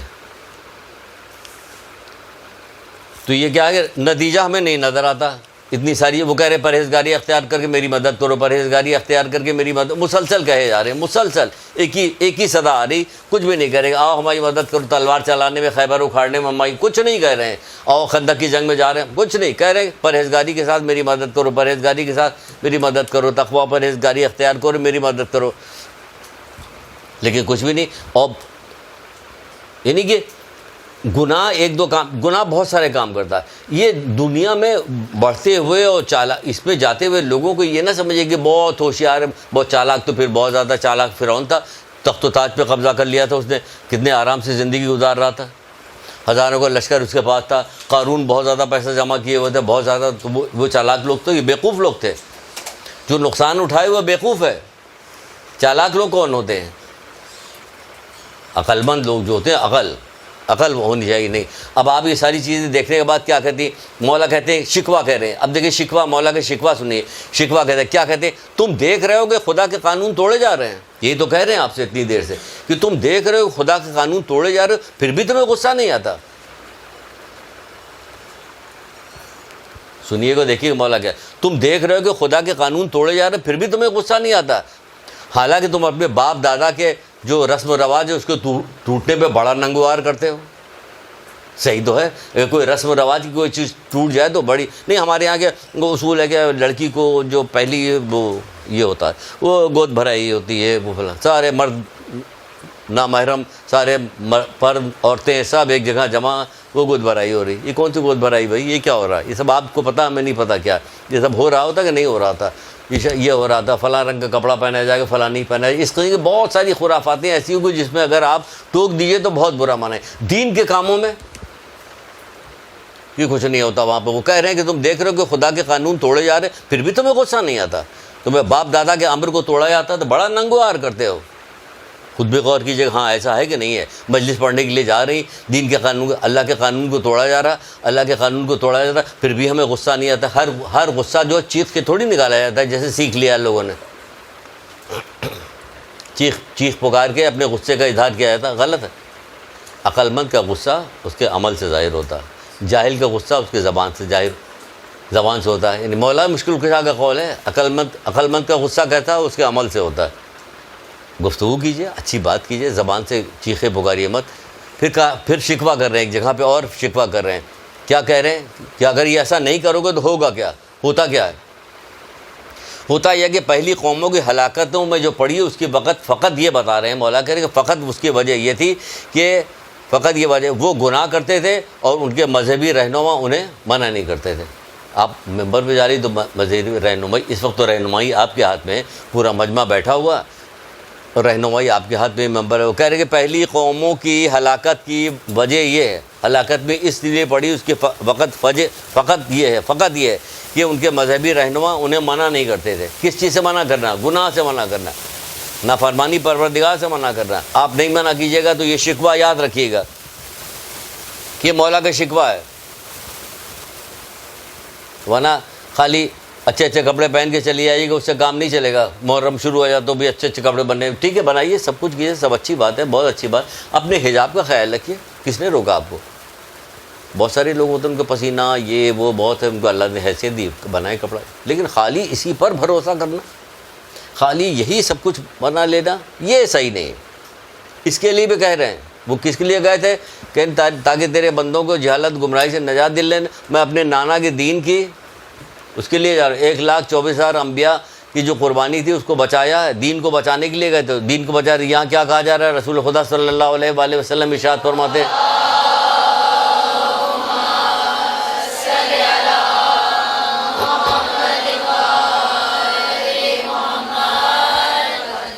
وہ کہتے ہیں کہ خوش پوشی تمناؤں آرزوؤں سے ایمان حاصل نہیں ہوتا. خوش پوشی تمناؤں اور آرزوؤں سے ایمان حاصل نہیں ہوتا. سنیے, خوشپوشی سمجھ نہیں ہے، خوشپوشی، تمنا، آرزو، اس سے ایمان نہیں حاصل ہوگا۔ پھر ایمان کیسے حاصل ہوگا؟ دل میں خلوص ہو، عمل اس کی تصدیق کرے، دل میں خلوص ہو، عمل اس کی تصدیق کرے، یہ ہے ایمان۔ ایمان کیسے؟ دل میں خلوص ہو، ایمان کے بارے میں اخلاص ہو، سچائی ہو، خالی زبان سے کہہ کے باقی کام ختم ہو گیا، یہ نہیں، دل میں سچائی ہو، خلوص ہو، اور عمل اس کی تصدیق کرے، آپ کا عمل تصدیق کرے کہ ہاں صحیح ہے، ایمان لے آئے، اعضاء جوارح سے ظاہر ہو کہ ایمان لے آئے، لا الہ الا اللہ کہا، محمد رسول اللہ کہا، علی ولی اللہ کہا، تبھی تو فضیلت بتائی گئی کہ جس نے خلوص کے ساتھ لا الہ الا اللہ کہا وہ جنت میں جائے گا۔ جس نے پاکستان کا مطلب کیا؟ لا الہ الا اللہ، یہ خلوص سے کہا جا رہا۔ اگر خلوص سے کہا جاتا تو پھر کیا ہوتا؟ چھٹے امام جعفر صادق علیہ السلام،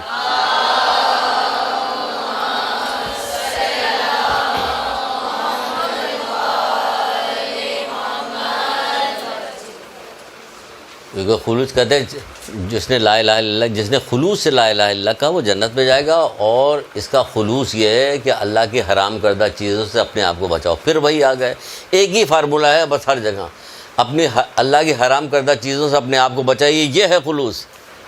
ورنہ اب لاکھ چیختے رہیے، سیاسی جماعتیں آج کل نعرے نہیں لگاتے ہیں پاکستان کا مطلب کیا، لا الہ، روزانہ کاٹ رہے ہیں، مار رہے ہیں، قتل و غارت گری، ان کو مار دیا، ان کو پیٹ دیا، ان کو لوٹ لیا، ان کو گھر ڈکیتی آ گئی، ان کو جلا دیا، ان کو یہ کر دیا، یہ لا الہ الا اللہ۔ بہرحال یہ تو کہیں اور جا رہی ہے بات۔ تو بہرحال کہہ رہے ہیں کہ خلوص کے ساتھ، دل میں خلوص ہو، عمل اس کی تصدیق کرے۔ حضرت آدم جب دنیا میں تشریف لائے، ایک چھوٹا سا واقعہ سن لیجیے تاکہ تھوڑا سا دل ہلکا ہو جائے کہ کہاں سے آ کے پھنس گئے پہلی کلاس کے اندر، اللہ معاف کرے، کس کو بھیج دیا ان لوگوں نے۔ حضرت آدم دنیا میں آئے، تشریف لائے تو جو مخلوق زمین پر موجود تھی ان مخلوق میں ہرن بھی تھی۔ جنگل کے ہرنوں نے کہا کہ اللہ کے ولی آیا ہوا، چلو سلام کر کے آتے ہیں۔ تو وہ ہرن کا ایک ٹولہ نکلا، اور نکلنے کے بعد حضرت آدم کے پاس آیا اور اپنے حساب سے سلام کیا۔ حضرت آدم نے اس کو دعا دی، ان کی پیٹھ پہ ہاتھ پھیرا، وہ لوگ واپس جنگل کی طرف چلے گئے۔ جب جنگل میں واپس گئے تو دوسرے ہرنوں نے کہا کہ تمہارے پاس سے ایسی خوشبو آ رہی ہے جو اس سے پہلے تو کبھی بھی نہیں آتی تھی، کیا ہوا؟ تو ان کا کچھ بھی نہیں، میں تو ایسے زمین پہ اللہ کے ایک ولی آئے ہوئے ہیں، تو ہم ان کو سلام کرنے کے لیے گئے تھے، تو انہوں نے ہمیں دعا دی، ہمارے پیٹھ پہ ہاتھ پھیرا، جس کی وجہ سے خوشبو آ رہی ہے۔ یعنی ہرن کی ناف میں مشک ہوتا، مشک سمجھتی ہے، مشک ایک خوشبو ہوتی ہے جو ہرن کی ناف سے نکلتی ہے، وہ مشک، اور اتنی تیز ہوتی ہے کہ جس کی حد، یہ ڈائلوٹ کر کے، اور اب تو خیر ساری خوشبو جعلی بننے لگی، وہ ڈائلوٹ کر کے بنائی جاتی، تب انسان کے سونگھنے کی جو ہے تو وہ ورنہ مشک جنگل کے ہرنوں۔ اب باقی ہرن جمع ہو گئے، ارے تو ہم بھی چلتے ہیں تاکہ ہمیں ملے یہ۔ باقی ہرن میں نکلے، آئے، وہاں پہ آنے کے بعد سلام پیام جو کچھ ہوا وہ ہوا، اور اس کے بعد وہ واپس پلٹے، انہوں نے بھی دعا دی اور ہاتھ پھیرا، واپس پلٹے، کوئی خوشبو نہیں آ رہی۔ وہ ان ہرنوں کے پاس آئے کہ تمہارے پاس سے خوشبو آ رہی، ہمارے پاس سے خوشبو کیوں نہیں آ رہی؟ کہ بھائی ہم خالی سلام کی نیت سے گئے تھے، تم خوشبو کی نیت سے گئے تھے، تمہاری نیت میں فرق تھا، نیت میں فرق تھا تمہاری۔ تو اخلاص ہوگی تو اب کیا ہوا نیت میں؟ سن لیجیے، یہ چھوٹی بات نہیں ہے۔ آج تک حضرت آدم کب آئے تھے؟ کروڑ سال ہو گئے حضرت آدم کو آیا۔ ہرن کی ناس پہ آج تک وہ مشک نکالی جاتی ہے۔ اخلاص اتنی پاورفل چیز ہے کہ صدیاں گزر جاتی ہے، اخلاص کا اثر نہیں ختم ہوتا۔ درود پڑھیے ماں۔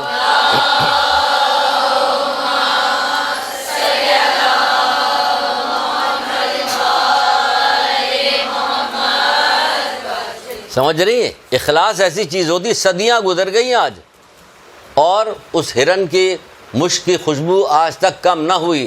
آپ اگر اخلاص کے ساتھ عمل کیجیے گا تو اس کی خوشبو کہاں تک جائے گی کہ جنت تک جائے گی، فرشتے استقبال کریں گے، قبر میں استقبال ہوگا آپ کا کہ آئیے تشریف لائیے، اس طرح سے آ جاؤ میرے پاس، جس طرح کہ ماں کی گود میں بچہ آتا ہے، یہ اخلاص کی وجہ سے، یہ اخلاص کی پاور سے ہوگا اس کا۔ جب اخلاص پیدا ہوگا تو اخلاص کرے، اور مخلص کے پھر نشانیاں بتائیں، پھر اخلاص کی اور نشانی بتائی، دل میں خلوص ہو، عمل اس کی تصدیق کرے۔ پھر اخلاص کی نشانی 4 بتا رہے ہیں، 4 نشانی بتائی اللہ کے رسول نے ہی، اخلاص کی 4 نشانی بتائی۔ ساری چیزیں وہی آ رہی ہیں جس پہ آپ کو کام کرنا ہے. اچانک اپنے آپ کو تبدیل کرنا پڑے گا آپ کو. وہ پہلی کلاس کے بعد اچانک تبدیل کرتے، ہاں ہوں گے تبدیل. دل میں خلوص ہو، نیت میں وہ ہو، وہاں سے لو لگائی، اچانک تبدیلی آتی ہے. کربلا کے میدان میں کتنے لوگ اچانک تبدیل ہوئی. آگے چل کے ایک واقعہ آئے گا، اسی کو میں دہراؤں گا. اچانک تبدیلی دیکھیے کیسی آئی، کیسی اچانک تبدیلی آئی. وہ تبدیلی بس اس تبدیلی کا حال ہی ذکر کیا جائے گا اپنے اوپر نہیں کہ پروردگار مجھ میں کیوں نہیں آ رہی ہے اچانک تبدیلی. جاؤ سجدے میں رو گڑ گیا، مجھ میں تبدیلی کیوں نہیں آ رہی ہے. ہمیں ساری کامیابی اسی دنیا کی چاہیے. اسمبلی میں پہنچ جائیں، بال کھول کے وہاں بیٹھے رہیں، اپنے والے بیٹھے رہتے ہیں، وہ باتیں کر رہی ہے. یہ کامیابی ہے. ان کے قدموں کی خاک مل جائے وہ کامیابی ہے. رسول اللہ جا رہے، بہت سارے بچے کھیل رہے تھے. ایک بچے کو اٹھایا، گود میں اٹھایا، پیار کرنے لگے. اصحاب نے پوچھا اللہ کے رسول اتنے سارے بچے تھے، ایک بچے کو کیوں اٹھایا آپ نے؟ کہ میرا حسین جب چلتا تھا یہ اس کے قدموں کی خاک اٹھا اٹھا کے اپنے سر پہ رکھتا تھا، اس لیے مجھے بہت زیادہ محبوب ہے. وہ بچہ جب بڑا ہوا تو کہاں گیا کہ حسین نے خط لکھ کے بنایا، میرے دوست فقی حبیب ابن مظاہر میری مدد. پھر دیکھیے مدد ہو رہی. بلایا، حبیب ابن مظاہر تھے یہ. دیکھا آپ نے کہ خاک اٹھا کے رکھ لو تو کامیابی مل جاتی ہے. کیسی کامیابی ملی حبیب ابن مظاہر کو کہ آج تک لوگ سلام کر رہے ہیں. کربلا کے شہیدوں کو سلام کیا جا رہا، آج تک سلام کیا جا رہا. تو بہرحال مخلص کی 4 نشانیاں کیا بتائی جاتی ہیں کہ اس کا دل سالم رہتا ہے. اہم ترین چیز ہے، گرہ باندھ لیجئے، دنیا آخرت میں کامیابی ملے گی آپ کو. زبان کی گرہیں کھل جائیں گی. اہم ترین چیز، پہلی چیز کیا بات ہے؟ دل سالم رہتا ہے. دل سالم رہنے سے کیا مطلب؟ جب مولا سے پوچھا تو کہا گیا کہ جو چیز اپنے لیے پسند کرتا ہے وہی دوسروں کے لیے پسند کرتا ہے. دل سالم ہے، جو اپنے لیے پسند کرتا ہے وہی دوسروں کے لیے. میری بیٹی کی شادی اچھی جگہ ہو جائے، ان کی نہ ہونے پائے، یہ نہیں کرتا وہ. میرے بیٹے کو اچھی جگہ نوکری مل جائے، ان کو نہ لگنے پائے، ان کا فلانا کام نہ ہونے پائے، میرا کام ہو جائے. اب تو غضب خدا کے یہاں بہن بہن بھائیوں بھائیوں میں یہ ہونے لگا. کہاں دل سالم رہ گئے؟ کہا دل سالم رہتا ہے، یعنی جو چیز اپنے لیے پسند کرتا ہے یہی دوسروں کے لیے پسند کرتا ہے. ازا جوارے اس کے جھکے رہتے ہیں، یعنی کہ فروتنی، انکساری، غرور، تکبر، بد اخلاقی، یہ ساری چیزیں نہیں ہوتی اس کی. خیر و نیکی کو پھیلاتا ہے، یہی کام کے لیے آپ آئی ہیں. خیر و نیکی کو پھیلاتا ہے، شر و برائی سے روکتا ہے. یہ مخلص کی نشانی بتائی. شر و برائی سے روکتا ہے، خیر اور نیکی کو پھیلاتا ہے، شر اور برائی سے روکتا ہے. اخلاص بہت شرط ہے، ضرورت ہے اس چیز کے لیے.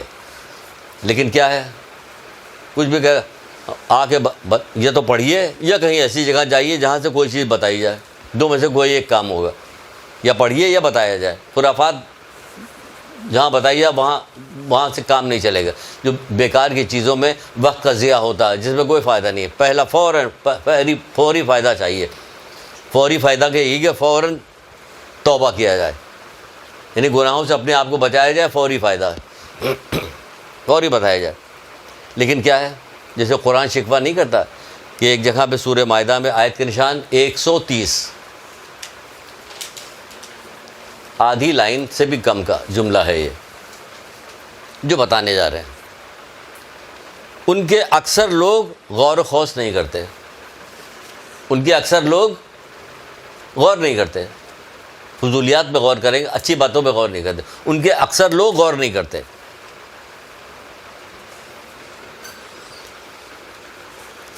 پھر مولا مشکل کشا حضرت علیہ السلام ارشاد فرماتے ہیں،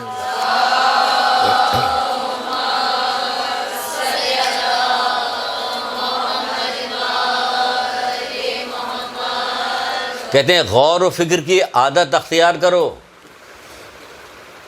غور و فکر کی عادت اختیار کرو. کہ ہم لوگ غور و فکر کرتے تھے، مولا وہ غور کرتے کہ ان کی بیٹی جو ہے اتنے دنوں سے کیوں آگے بیٹھی ہوئی، پتہ نہیں کیا چکر ہے، میرے خیال سے لڑائی چل رہی ساس بہو. یہ غور فکر کرتے تو ہیں ہم، لیکن پورا قول جب سنیے گا تو پتہ چلے کہ کس غور فکر کی بات کر رہے ہیں. ہم تو غور فکر دوسروں کے عیب میں غور فکر کر رہے ہوتے ہیں. وہ کہہ رہے کہ اس کا دل سالم ہوتا ہے، عطا جوارے جھکے رہتے ہیں، خیر و نیکی کو پھیلاتا ہے، شر و برائی کو روکتا ہے. یہ اخلاص کی نشانی ہے. تو اخلاص کی نشانی، پہلی نشانی میں تو پھنس رہے ہیں، اس کا دل سالم رہتا ہے، یعنی جو چیز اپنے لیے پسند کرتا ہے یہی دوسروں کے لیے. حضرت آدم جب چلے تھے، خالی اشارہ دیں گے، پوری بات نہیں بتائیں گے، لمبی روایت ہے.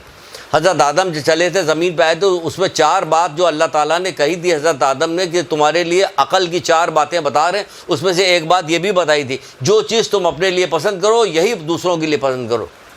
یہ حضرت آدم سے کہی جا رہی بات اور آخر تک گئی ہے. مولا کا بھی قول اس میں موجود ہے، رسول اللہ کا قول موجود ہے، سب کا قول موجود ہے کہ جو اپنے لیے پسند کرو. بالکل اس کے اپوزٹ الٹ گیا معاملہ، وہ ہوتا ہی نہیں ہے، چھپا لیتے ہیں، چپ ہو جاتے.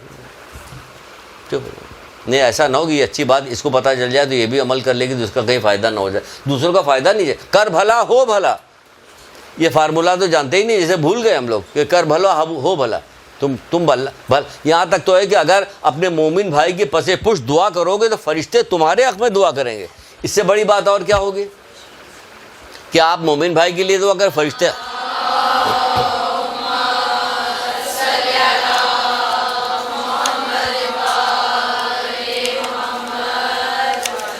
تو کیا کریں مولا؟ غور فکر کی عادت اختیار کرو، کیونکہ تم اس طرح گمراہی سے نجات پا سکتے ہو.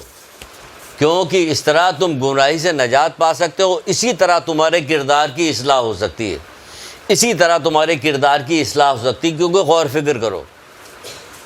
اور حد درجے کہا کہ غور، دیکھیے اس میں کیا کہ اسی طرح تم گمراہی سے نجات حاصل کر سکتے ہو اور تمہارے کردار کی اصلاح، یعنی وہ اعلیٰ غور فکر کیجئے جس میں ہم گمراہی سے نجات ملے، ہمیں ہماری کردار کی اصلاح ہو، وہ اعلیٰ غور فکر کیجئے. دوسروں کے معاملے کو ٹو مت لگائیے، یہ والا غور فکر کیجئے کہ جس سے ہماری اصلاح ہو. اور اگر اس پہ تو نہ جانے کتنی روایتیں ہو، بہت سخت روایتیں موجود ہیں کہ چھٹے امام نے تو آخری میں یہ کہا کہ اس سے بہتر ہے، اس کا زندہ رہنے سے بہتر ہے کہ وہ مر جائے. ارے بات اتنا کہاں، تو اتنی محبت کرتے ہیں کہ سلام کر رہے ہیں، ہماری خوشبو سے محبت کر رہے ہیں، سمجھے آپ، اور ہمیں کیسی دعائیں دے رہے ہیں. کہاں یہ کر کے ہاں جب تم کچھ کام نہیں کر رہے ہو تو تم کو یہی ڈرانے کے لیے یہی کہا جائے گا کہ تم غور نہیں کرتے کہ تمہارا ایک دن دوسرے دن سے کیسا گزرا. بہرحال تو لمبی روایتیں چھوٹی سی روایت امام موسیٰ کاظم علیہ السلام،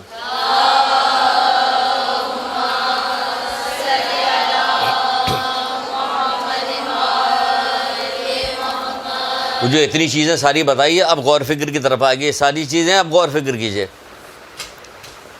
وہ کہہ رہے ہیں کہ وہ ہم میں سے نہیں ہے، تب بھی پرواہ نہیں. وہ ہم میں سے نہیں جو ہر روز اپنے نفس کا محاسبہ نہیں کرتا، وہ ہم میں سے نہیں جو ہر روز اپنے نفس کا محاسبہ نہیں کرتا. یہاں سال گزر جاتے، رجب گزرا، شعبان گزرا، رمضان گزرا، عید گئی، خالی گئی، بقرعید گئی، محرم آ گیا. پلٹ کے دیکھیے پیچھے کہ جو تھے ہم وہی ہیں آج ہم. اگر جھوٹے تھے تو جھوٹے ہیں، چغل خور تھے تو چغل خور ہیں، غیبت کرنے والے تھے تو غیبت کرنے والے ہیں. ہے یہی ہے نا، بے پردہ تھے تو بے پردہ ہیں، گانا سننے والے تھے تو گانا ہی سننے والے. کوئی کسی چیز میں ہمارے اندر کوئی تبدیلی پیدا نہیں ہو رہی. رجب گیا، کتنا بہترین مہینہ رجب کا کہ اس میں کیا کیا اعمال بتائے گئے ہیں، کیسے کیسے روزہ رکھا جاتا ہے. جب روزہ خود ہی کہہ رہا ہوتا ہے روزہ رکھو تاکہ تم متقی ہو جاؤ، تقوی کے لیے، گناہ سے بچنے کے لیے روزہ. شعبان گیا، کتنا عظیم مہینہ شعبان گیا گا. 15 شعبان کی کیا فضیلت بتائی جا رہی. شعبان کا مہینہ، اس میں روزہ رکھنے کے، دوسرے اعمال کرنے کی کتنی شعبان گیا. پھر رمضان آ گیا، پھر 23ویں شب آ گئی، سارے گناہ معاف ہوئے چلے جا رہے ہیں، معاف ہو رہا ہے نا سب ہوتے ہوتے. اب ذرا پلٹ کے دیکھیے، پلٹ کے کہ اتنا سارا تو ہوتا ہوا چلا گیا. اب دیکھا کہ جہاں تھے وہیں ہیں. وہ کہہ رہے جو اپنے نفس کا محاسبہ نہیں کرتا وہ ہم میں سے نہیں ہے. کہاں نفس کا محاسبہ؟ 10 سال گزرے، 20 سال گزرے، 30 40 50 60، پھر کیا ہوگا کہ نامحرم ہٹ جائیں، اماں کا منہ دیکھ لو آ کے. نامحرم ہٹایا جا رہا ہے، اماں پوری زندگی بے پردہ رہی، اب اماں کا منہ دکھایا جا رہا. ابا کا منہ دکھایا گیا تو ویسے ہی صاف کلین شیو ابا. اہم ترین چیز ہے، کیونکہ ہر وقت آپ کو خیال لگے، کیا ہر وقت آپ کو خیال لگے میرا پردہ میرا، یہ کیا ہوا؟ ہر وقت اللہ پاس میں، ہر وقت خیال ہے. تو کیا کہ آپ کے اندر اللہ تعالیٰ جو ہے توفیق کو بڑھاتا جائے گا. ہر وقت خیال کر رہی، جب تک کھوٹی پہ ٹانگا ہوا تھا، چادر اٹھائی تب دروازے پہ دیکھا جا رہا. ہاں کون؟ چھوٹا کھول کے. جو پردے کے خیال کرنے والی عورتیں ایسی بھی ہوتی جو ہمیں خبر دی جاتی، بتایا جاتا کہ ان کا وہیں پہ رہتا. انہوں نے چادر پہلے اوڑھا یہاں سے یہاں تک، اب دروازہ کو کون، تب پوچھا جا رہا کون. ہاں جیٹھا ہے، کوئی پرواہ نہیں، دیور ہے، کوئی پرواہ نہیں، ویسے گھوم نہیں. جو ہم میں سے نہیں، جو ہر روز اپنے نفس کا محبت، اگر نیک عمل بجا لائے تو اللہ تعالیٰ سے اس سے اضافے کی درخواست کرے. اگر نیک عمل بجا لائے تو اللہ تعالیٰ سے اسے اضافے کی درخواست کرے. اور اگر کوئی گناہ سرزد ہو گیا تو اللہ تعالیٰ کے حضور میں توبہ استغفار کرے. تو یہ نہیں مطلب یہ ہوا کہ توبہ استغفار اور اضافے کی درخواست روز آنا ہوگی. آپ کہیں کتنا نیکی ہم کریں, کتنی نیکی کریں, روز آنا نیکی رو کتنی نیکی کریں, بتاتے ہیں کتنی نیکی کریں. اگر کوئی شخص پیدائش کے دن سے لے کر کتنی نیکی کرے, سنیے اتفاق سے یاد آ گیا, اگر کوئی شخص پیدائش کے دن سے لے کر بوڑھا ہو کے مرتے وقت تک اللہ کی اطاعت میں منہ کے بل گھسیٹا جائے, پھر بھی جب قیامت برپا ہوگی تو اپنے اعمال کو کم حقیر پائے گا اور چاہے گا دنیا میں بھیجا جائے دوبارہ اور عمل کریں. کیا سمجھیے کہ پہلی کلاس میں تو کچھ بھی نہیں سمجھے ہم, ہے نا, یہ پہلی کلاس ہم تو کچھ بھی نہیں سمجھے. کتنی آسانی کے ساتھ, آسان جملوں کے ساتھ بتا رہے ہیں. اگر کوئی شخص پیدائش کے دن سے لے کر, کہاں پیدائش کے دن سے لے کے ہو سکتا 10 سال کا ہوتا بچہ شعور میں نہیں ہوتا, 12 سال کا بچہ شعور میں نہیں لیتا, کہ نانا تو مر گئے, بوڑھے ہو گئے, وہ شعور میں نہیں ہے آخری وقت تک.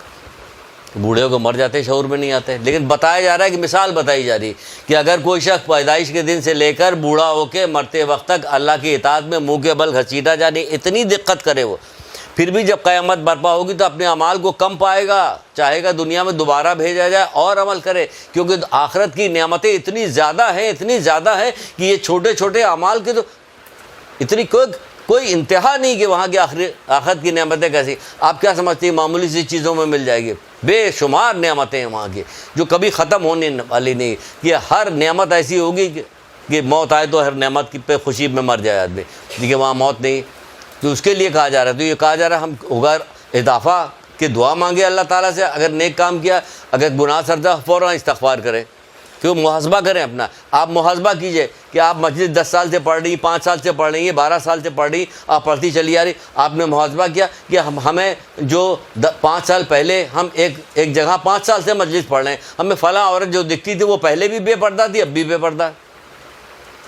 فلاں کام معاشرے میں پہلے بھی ہو رہا تھا, اب بھی ہو رہا.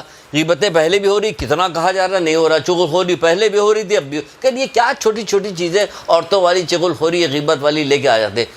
ایسی جگہ پہ یہ ساری چیزیں بتائی جاتی کہ آدمی حیران رہ جائے کہ کتنی بری بات ہے, یہ اتنی بری بات ہے. حضرت موسیٰ آسمان کی طرف دیکھ رہے, مناجات کرتے ہوئے دیکھا, ایک آدمی کو دیکھا, اس کا مقام دیکھا, پوچھنے لگے پروردگار اس نے کیا کام کیا ایسا جس کا اتنا بلند مقام. حضرت موسیٰ پوچھا کہ اپنے والدین کا فرما بردار تھا اور چغل خور نہ تھا.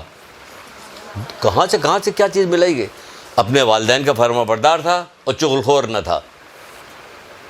یہاں تو یہ گلے میں تختی لٹکائی جائے تو اس کو تو مٹایا ہی نہیں جا سکتا. چغل خوری کو, جھوٹ کو, غیبت کو, بد زبانی کو اتنی اس پہ بنائیے, حدیثیں نکالیے, بنائیے, بیچ میں ڈال دیجیے, کہیں بیچ میں گفتگو کرنے کے دوران بیچ میں ڈالتی جائے تاکہ لوگوں کا ایک سے پہنچا بتاؤ. یہ 50 100 200 عورتیں ہیں جو مختلف جگہ پہ جا کے مختلف باتیں کر رہی کہ پہلے یا اللہ باتیں کہاں سے کریں, پہلے اپنی چغل خوری تو ختم کریں ہم.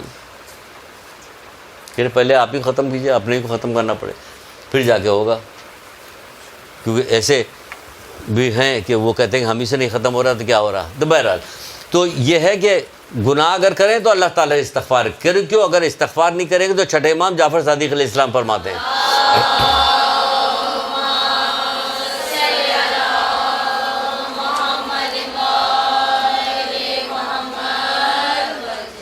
بس 10-15 منٹ کی یہ زحمت ہے آپ کو, سختی والی, پھر انشاءاللہ شروع ہو جائے گا اچھا کام آپ کا. کیا چھٹے امام فرمایا گناہ پر اصرار بے خوفی کی علامت ہے. سنیے گا, پہلے سن لیجیے, ابھی لکھ لیجیے گا, اس کو دہرائیں گے تو ابھی لکھ لیجیے گا. یہ ساری کنکلوژن یہ نکل رہا ہے, یہ سارے گناہ پہ اصرار بے خوفی کی علامت ہے. یعنی بار بار آپ گناہ کر رہی تو مطلب یہ کہ بے خوف ہے, اللہ کے تعالیٰ سے کوئی ڈر ہی نہیں آپ کو, اس لیے بار گناہ کر رہی. کیوں کر رہی گناہ آپ؟ اس لیے کر رہی کوئی ڈر نہیں. اگر پتہ چل جائے کہ چھوئیں گے تو جل جائے گا, چھالا پڑ جائے گا تو چھوئیے گا, نہیں چھوئیے گا, فوری آپ کو عذاب مل رہا ہے, فوری سزا مل رہی ہے. ڈال دیے سانپ کی انگلی میں منہ ڈال کے دکھائیے,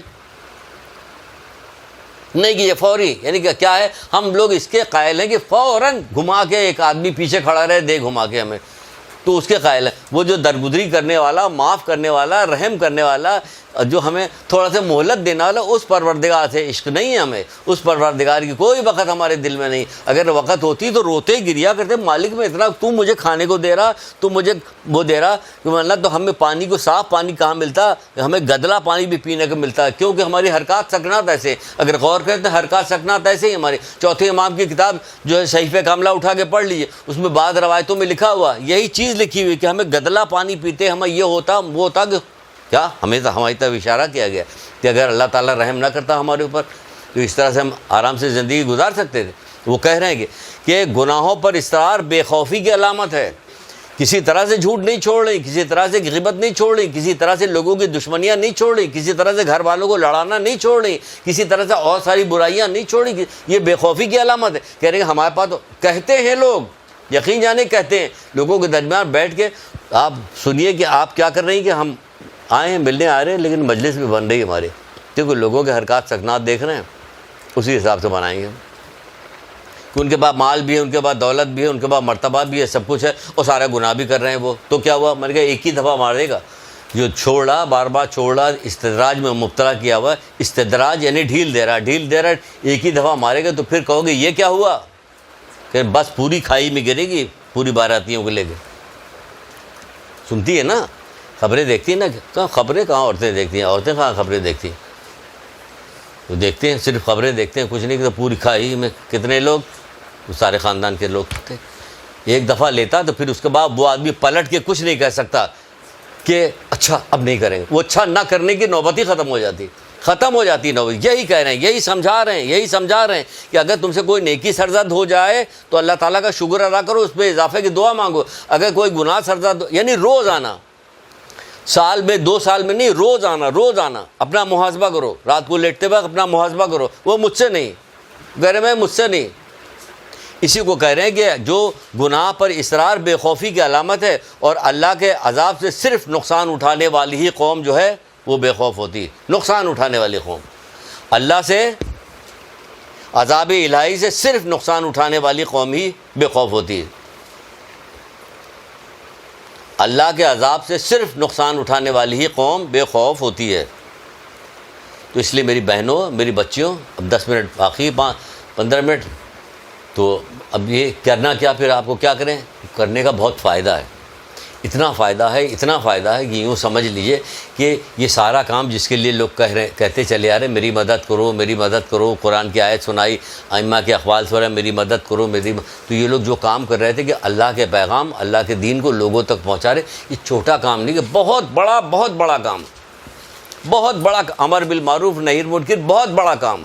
اتنا بڑا کام ہے کہ حضرت سلیمان علیہ السلام کے زمانے کی بات آپ نے سنی ہوگی کہ جب آپ کا لشکر جا رہا تھا، عظیم الشان لشکر جا رہا تھا، چونٹیاں جو بلوں میں تھی تو جلدی ان کا ایک چونٹی نے آواز دی کہ جلدی بلوں میں چلی جاؤ، کیونکہ لشکر آ رہا ہے، ایسا نہ کہ تم سب لوگوں کو کچل دے. تو اس کی عظمت کیا بتائی گئی اس کی، کہ اس نے کیا کام کیا، کہ امر بالمعروف کیا. اس نے تذکرہ کہاں ہوا کہ حضرت سلیمان کی ہتھیلی پہ بیٹھ کے وہ گفتگو کر رہی تھی. اس کی ہتھیلی پہ، کس کی ہتھیلی پہ، حضرت سلیمان کی.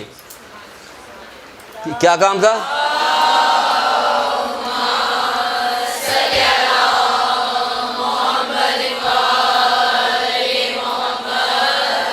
قرآن میں تذکرہ. کہاں تذکرہ، کہ قرآن میں تذکرہ. کس کا، امر بالمعروف کرنے والے. حیثیت کیا کہ چونٹی تھی. اب تو چونٹی نہیں ہے نا، لیکن کاٹ لیجیے گا تو آدمی تڑپ جاتا، اللہ معاف کرے. چونٹی تو نہیں ہے اب. اور کیا، حضرت سلیمان سے یاد ہے، ہدہد پرندہ ہے نا، قرآن پڑھیے، اس کا بھی تذکرہ، سبحان اللہ، اس کا تذکرہ. اس نے بھی یہی کام کیا تھے، بھیج دیجیے. وہاں پہ ایک عورت ہے جو اس طرح سے سورج کی پوجا کری ہے، کوئی حضرت سلیمان نے کوئی جا کے لے کے آئے تو کیا ہوا، اس نے بھی یہی کام کیا تھا، برائی کی نشاندہی کر رہا وہ ہدہد. یہ بڑا کام ہے، عظیم کام ہے، کوئی چھوٹا کام نہیں ہے. بڑا کام، عظیم کام. مصیبت سمجھیے گا، جب تک آپ کو وزارت نہ ملے تب تک بڑا کام نہیں. جب تک آپ کو جو ہے کوئی ایسا گولڈ میڈل نہ پہنایا جائے، اسٹیڈیم میں کھڑا کیا جائے، واہ واہ واہ واہ ہو رہا دن رات، فسق و فجور اور لغو و لعب اس میں مسرور، وہ والا بڑا کام ہے. یہ بڑا کام ہے. دیکھ لیجئے چونٹی کو کیا مقام ملا، دیکھ لیجئے ہدہد کو کیا مقام ملا، دیکھ لیجئے کیا بتایا جا رہا ہے۔ انجیل میں لکھا ہوا ہے، انجیل کے اندر کیا لکھا ہوا کہ کیا فرماتے ہیں؟ لوگوں کو اصلاح کرنے والوں کے لیے خوشخبری ہو۔ اب جو اللہ کی کتاب میں آپ کا ذکر کیا گیا کہ لوگوں کی اصلاح کرنے والوں کے لیے خوشخبری ہے، یہی لوگ قیامت کے دن مقربین میں ہوں گے۔ دیکھیے آپ کے کیا مقام ہے، یہی لوگ قیامت کے دن مقربین میں ہوں گے۔ آپ قیامت کے دن مقربین میں ہوں گے۔ ہزاروں لاکھوں کے حضرت آدم سے قیامت تک پیدا کیے ہوئے جتنے لوگ ہوں گے، اس میں مقربین کہاں کھڑے ہوئے ہیں کہ جو لوگوں کی اصلاح کر رہے ہیں وہ مقربین، تو ان کا کیا رتبہ ہوگا قیامت کے دن۔ اصلاح کیجئے، یعنی ان کو گناہوں سے روکیے، ان کو منع کیجئے، دعوت دیجئے ان کو اچھائی کی طرف دے۔ پھر رسول اللہ فرماتے ہیں کہ کچھ لوگ نہ پیغمبر ہیں نہ شہداء ہیں، کچھ لوگ نہ پیغمبر ہیں نہ شہداء، لیکن ان کا رتبہ، انہیں امر بالمعروف و نہی عن المنکر کی وجہ سے جو ملا لوگ اس پہ رش کریں گے، لوگ اس پہ رش کریں گے جو رتبہ ان کو ملا۔ کس کام کی وجہ سے؟ امر بالمعروف و نہی، نیکی کی دعوت دینے، برائی سے روکنے کے لیے، جس کے لیے امام حسین اسلام نکلے تھے۔ اور شیطان تو سخت ترین دشمن ہے، کس کا؟ اس شخص کا دشمن ہے جو خدا کی راہ میں ایک دوسرے کو نصیحت کرتے ہیں۔ انہیں سمجھ لیجیے کہ شیطان کی کمر پہ کوڑے مار رہی ہیں آپ۔ نصیحت کرنے کا مطلب شیطان کی کمر پہ کوڑے مار رہی ہیں۔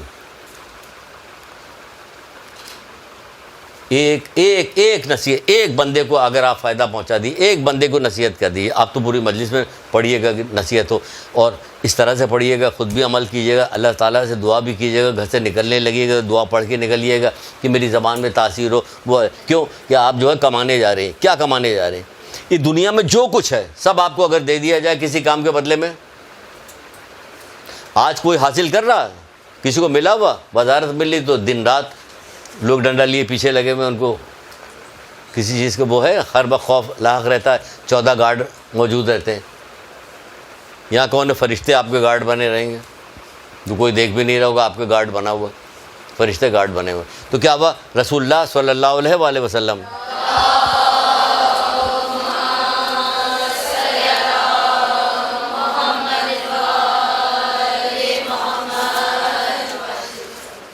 یا اللہ جلدی سے ختم ہو، ٹائم کم رہ گیا، پورا ہو جائے۔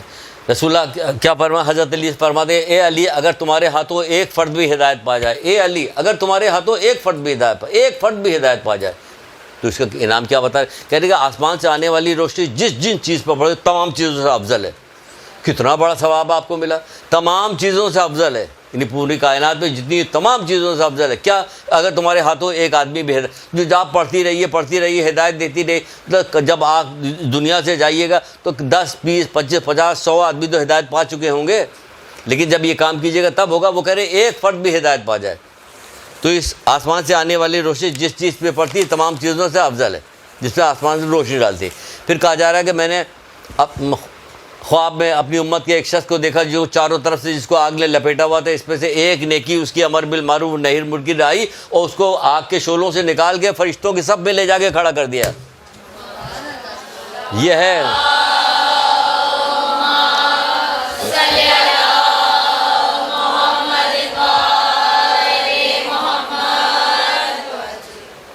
ایک نیکی، کرے ایک نیکی آئی اس کو اس سے شعلوں سے نکال کے فرشتوں سب میں لے جا کر کے، اتنی بڑی نیکی تو پہلے ہی کھڑا کر دیتے کہ تو پھر آپ تک پہنچتی کیسی بات ہے، اور شوق کیسے پیدا ہوتا؟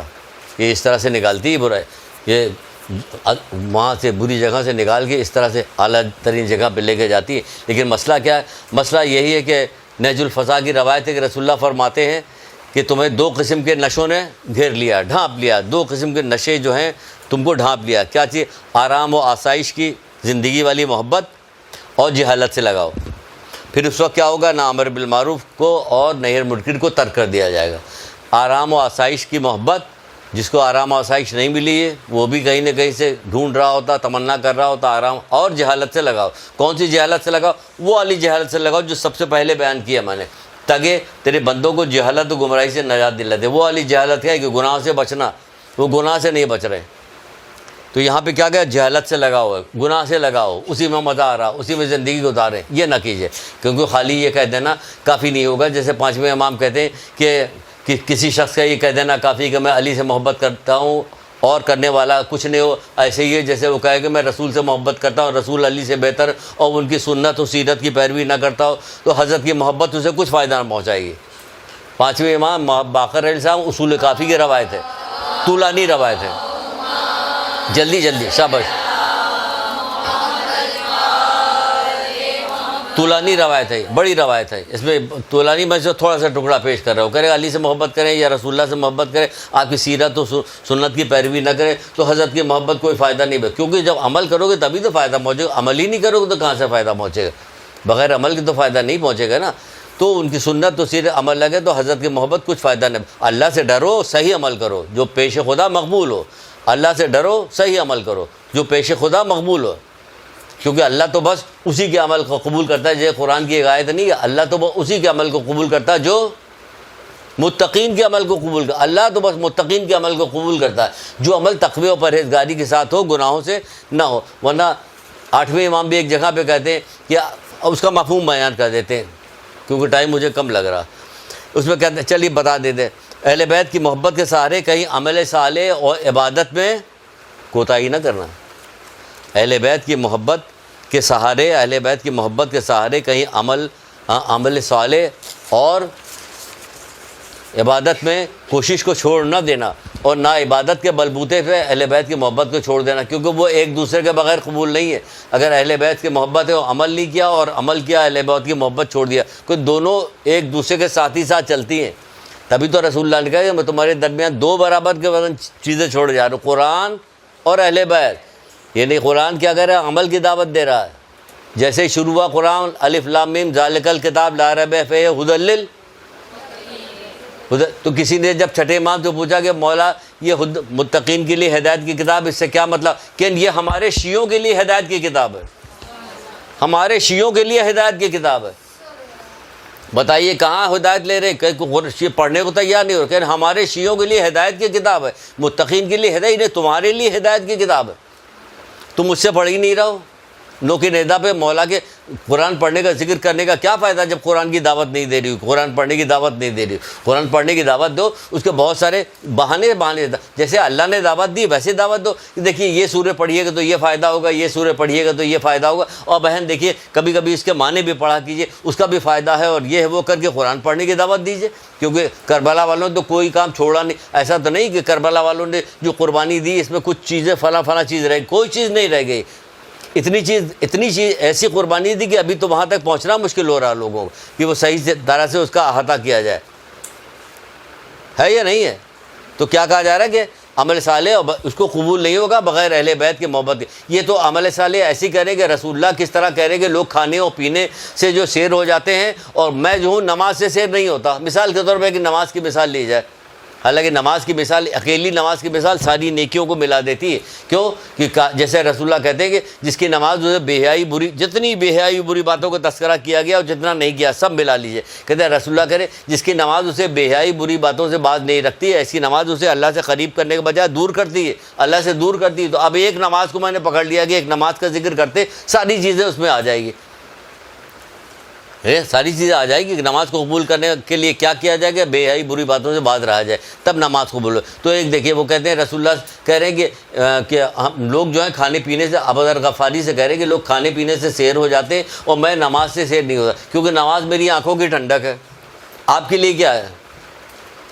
نماز پڑھ لو، ابھی 12 تو نہیں بجا نا، 12 نہیں بجے، رات کے 12 بجے پڑھو گے، جاؤ دے 12 تو نہیں بجے، انہیں 12 بجے پڑھے، ابھی اذان ہوئی ابھی پڑھو، ابھی کی قیمت زیادہ ہے، ابھی 2 رکعت کی قیمت کئی لاکھ ہے، پھر اس کے بعد 12 بجے پڑھو گے 2 کی قیمت 2 ہی رہ جائے گی، ہو سکتا کچھ بھی نہ ملے تمہاری اس لاپرواہی کی وجہ سے، کچھ نہیں ہوتی۔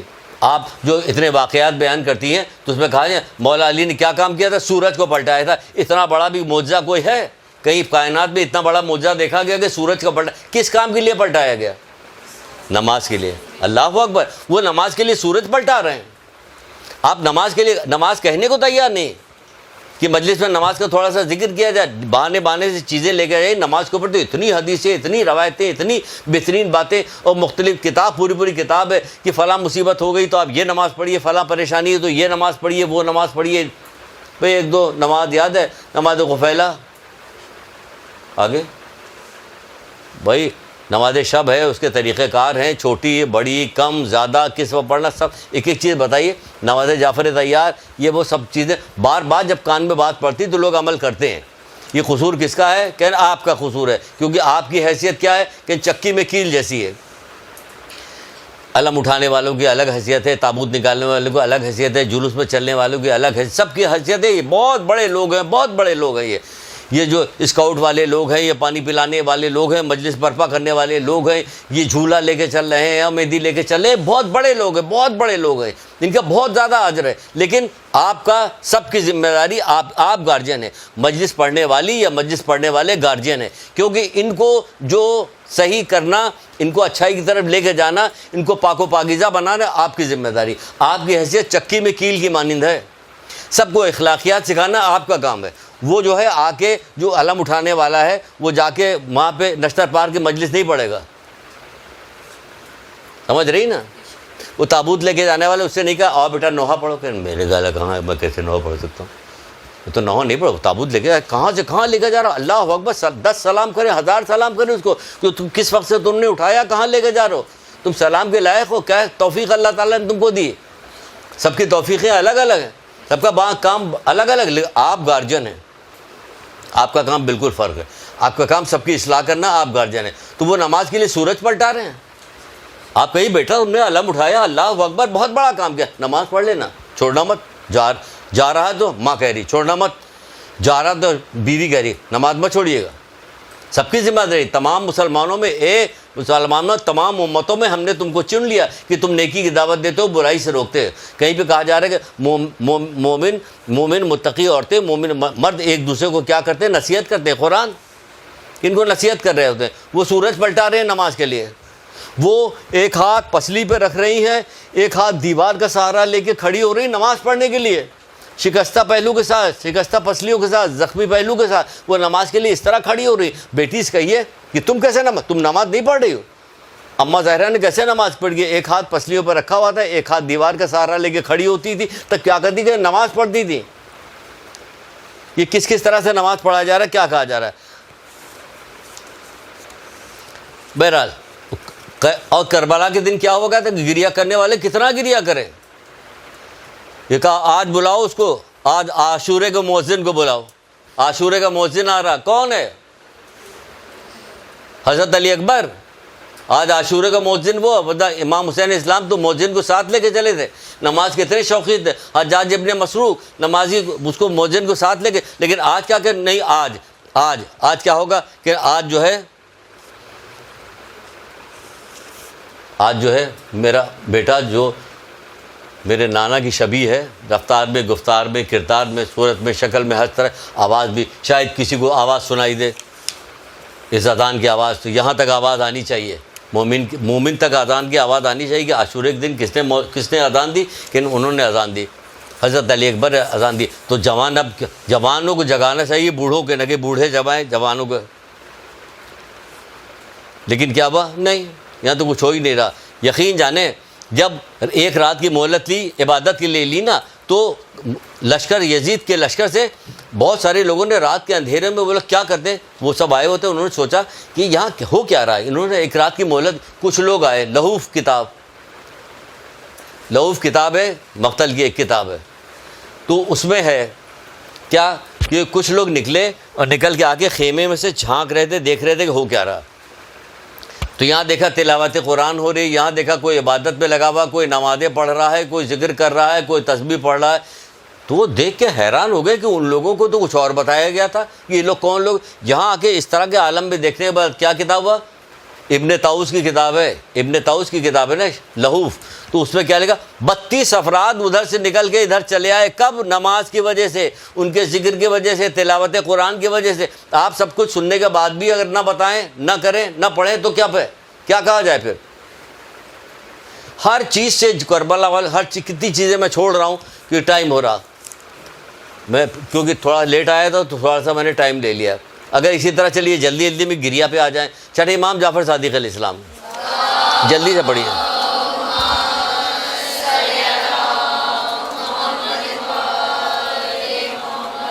کہنے لگے تم عراق، اپنے ایک صحابی سے پوچھا تم عراق جاتے ہو، امام حسین اسلام کی زیارت کرتے ہو؟ کہ مولا کچھ دشمن ہیں ہمارے، کچھ ایسے جو خلیفہ وقت کو جو ہے خبر دے دیں گے، جو ہمیں راستے میں جو ہے ہماری جان کو خطرہ ہے، تو اس لیے ہم نہیں جا پاتے۔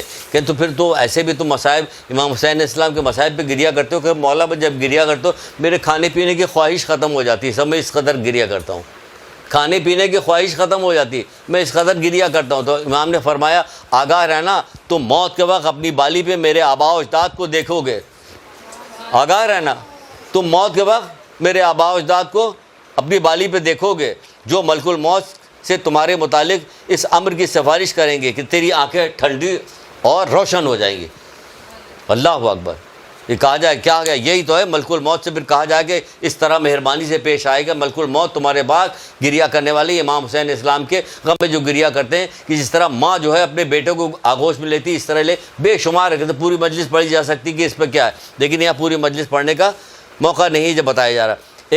ایک عالم کہتے ہیں کہ مشہور خطیب تھے، وہ کہتے ہیں کہ میں اپنے استاد کے پاس بیٹھا ہوا تھا، اب نام کون یاد کرے، چھوڑیے دیکھ رہے ہیں آخری جملہ، وہ استاد کے بیٹھے، استاد نے کہا کہ تم مجلس پڑھنے کے لیے جاتے ہو تو ایسا کرو کہ اب جب مجلس سے واپس آنے لگنا تو 40 جوانوں کو میرے پاس لے کے آنا۔ ان کا 40 جوانوں کو، وہ کس لیے؟ لیکن استاد تھے، کچھ بولے نہیں، چپ رہے۔ مجلس پڑھنے گئے، مجلس پڑھ کے وہاں واپس آنے لگے، 40 جوانوں کو بلایا کہ میرے استاد نے بلایا، چلو خوش آمد برآمد کر کے لے کے آئے۔ استاد کے بات ہے، استاد کا ایک جوان کو کمرے میں بھیجتے جاؤ، یہ ایک جوان کو کمرے میں بھیجتے جا رہے تھے۔ ان کو عجیب حیرت تھی کہ ایک جوان کو کمرے میں، جو جوان کمرے سے نکل رہا وہ روتا ہوا نکل رہا، جو جوان کمرے سے نکل رہا وہ روتا ہوا نکل رہا۔ ان کی سمجھ میں نہیں، آخر میں ان سے برداشت نہیں ہوا تو کیا ہوا، ایک کے پیچھے پیچھے یہ بھی چلے گئے کمرے میں، جا کے دیکھا کہ استاد محترم بیٹھے ہوئے ہیں اور ان کے پاس کفن رکھا ہوا۔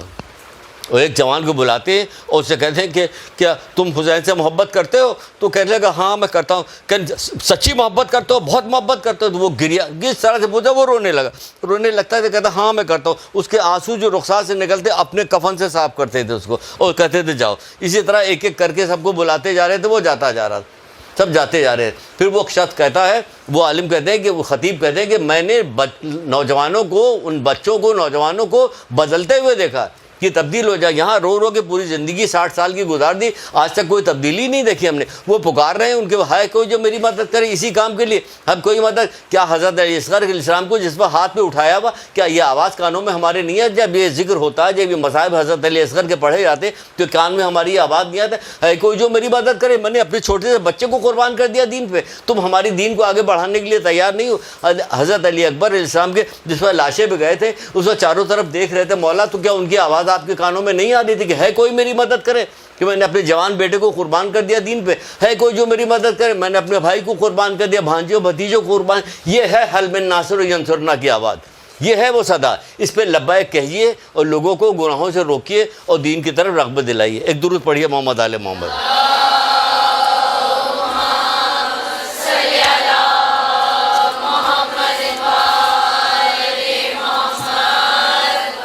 یہ دیکھیں سب رہ گیا۔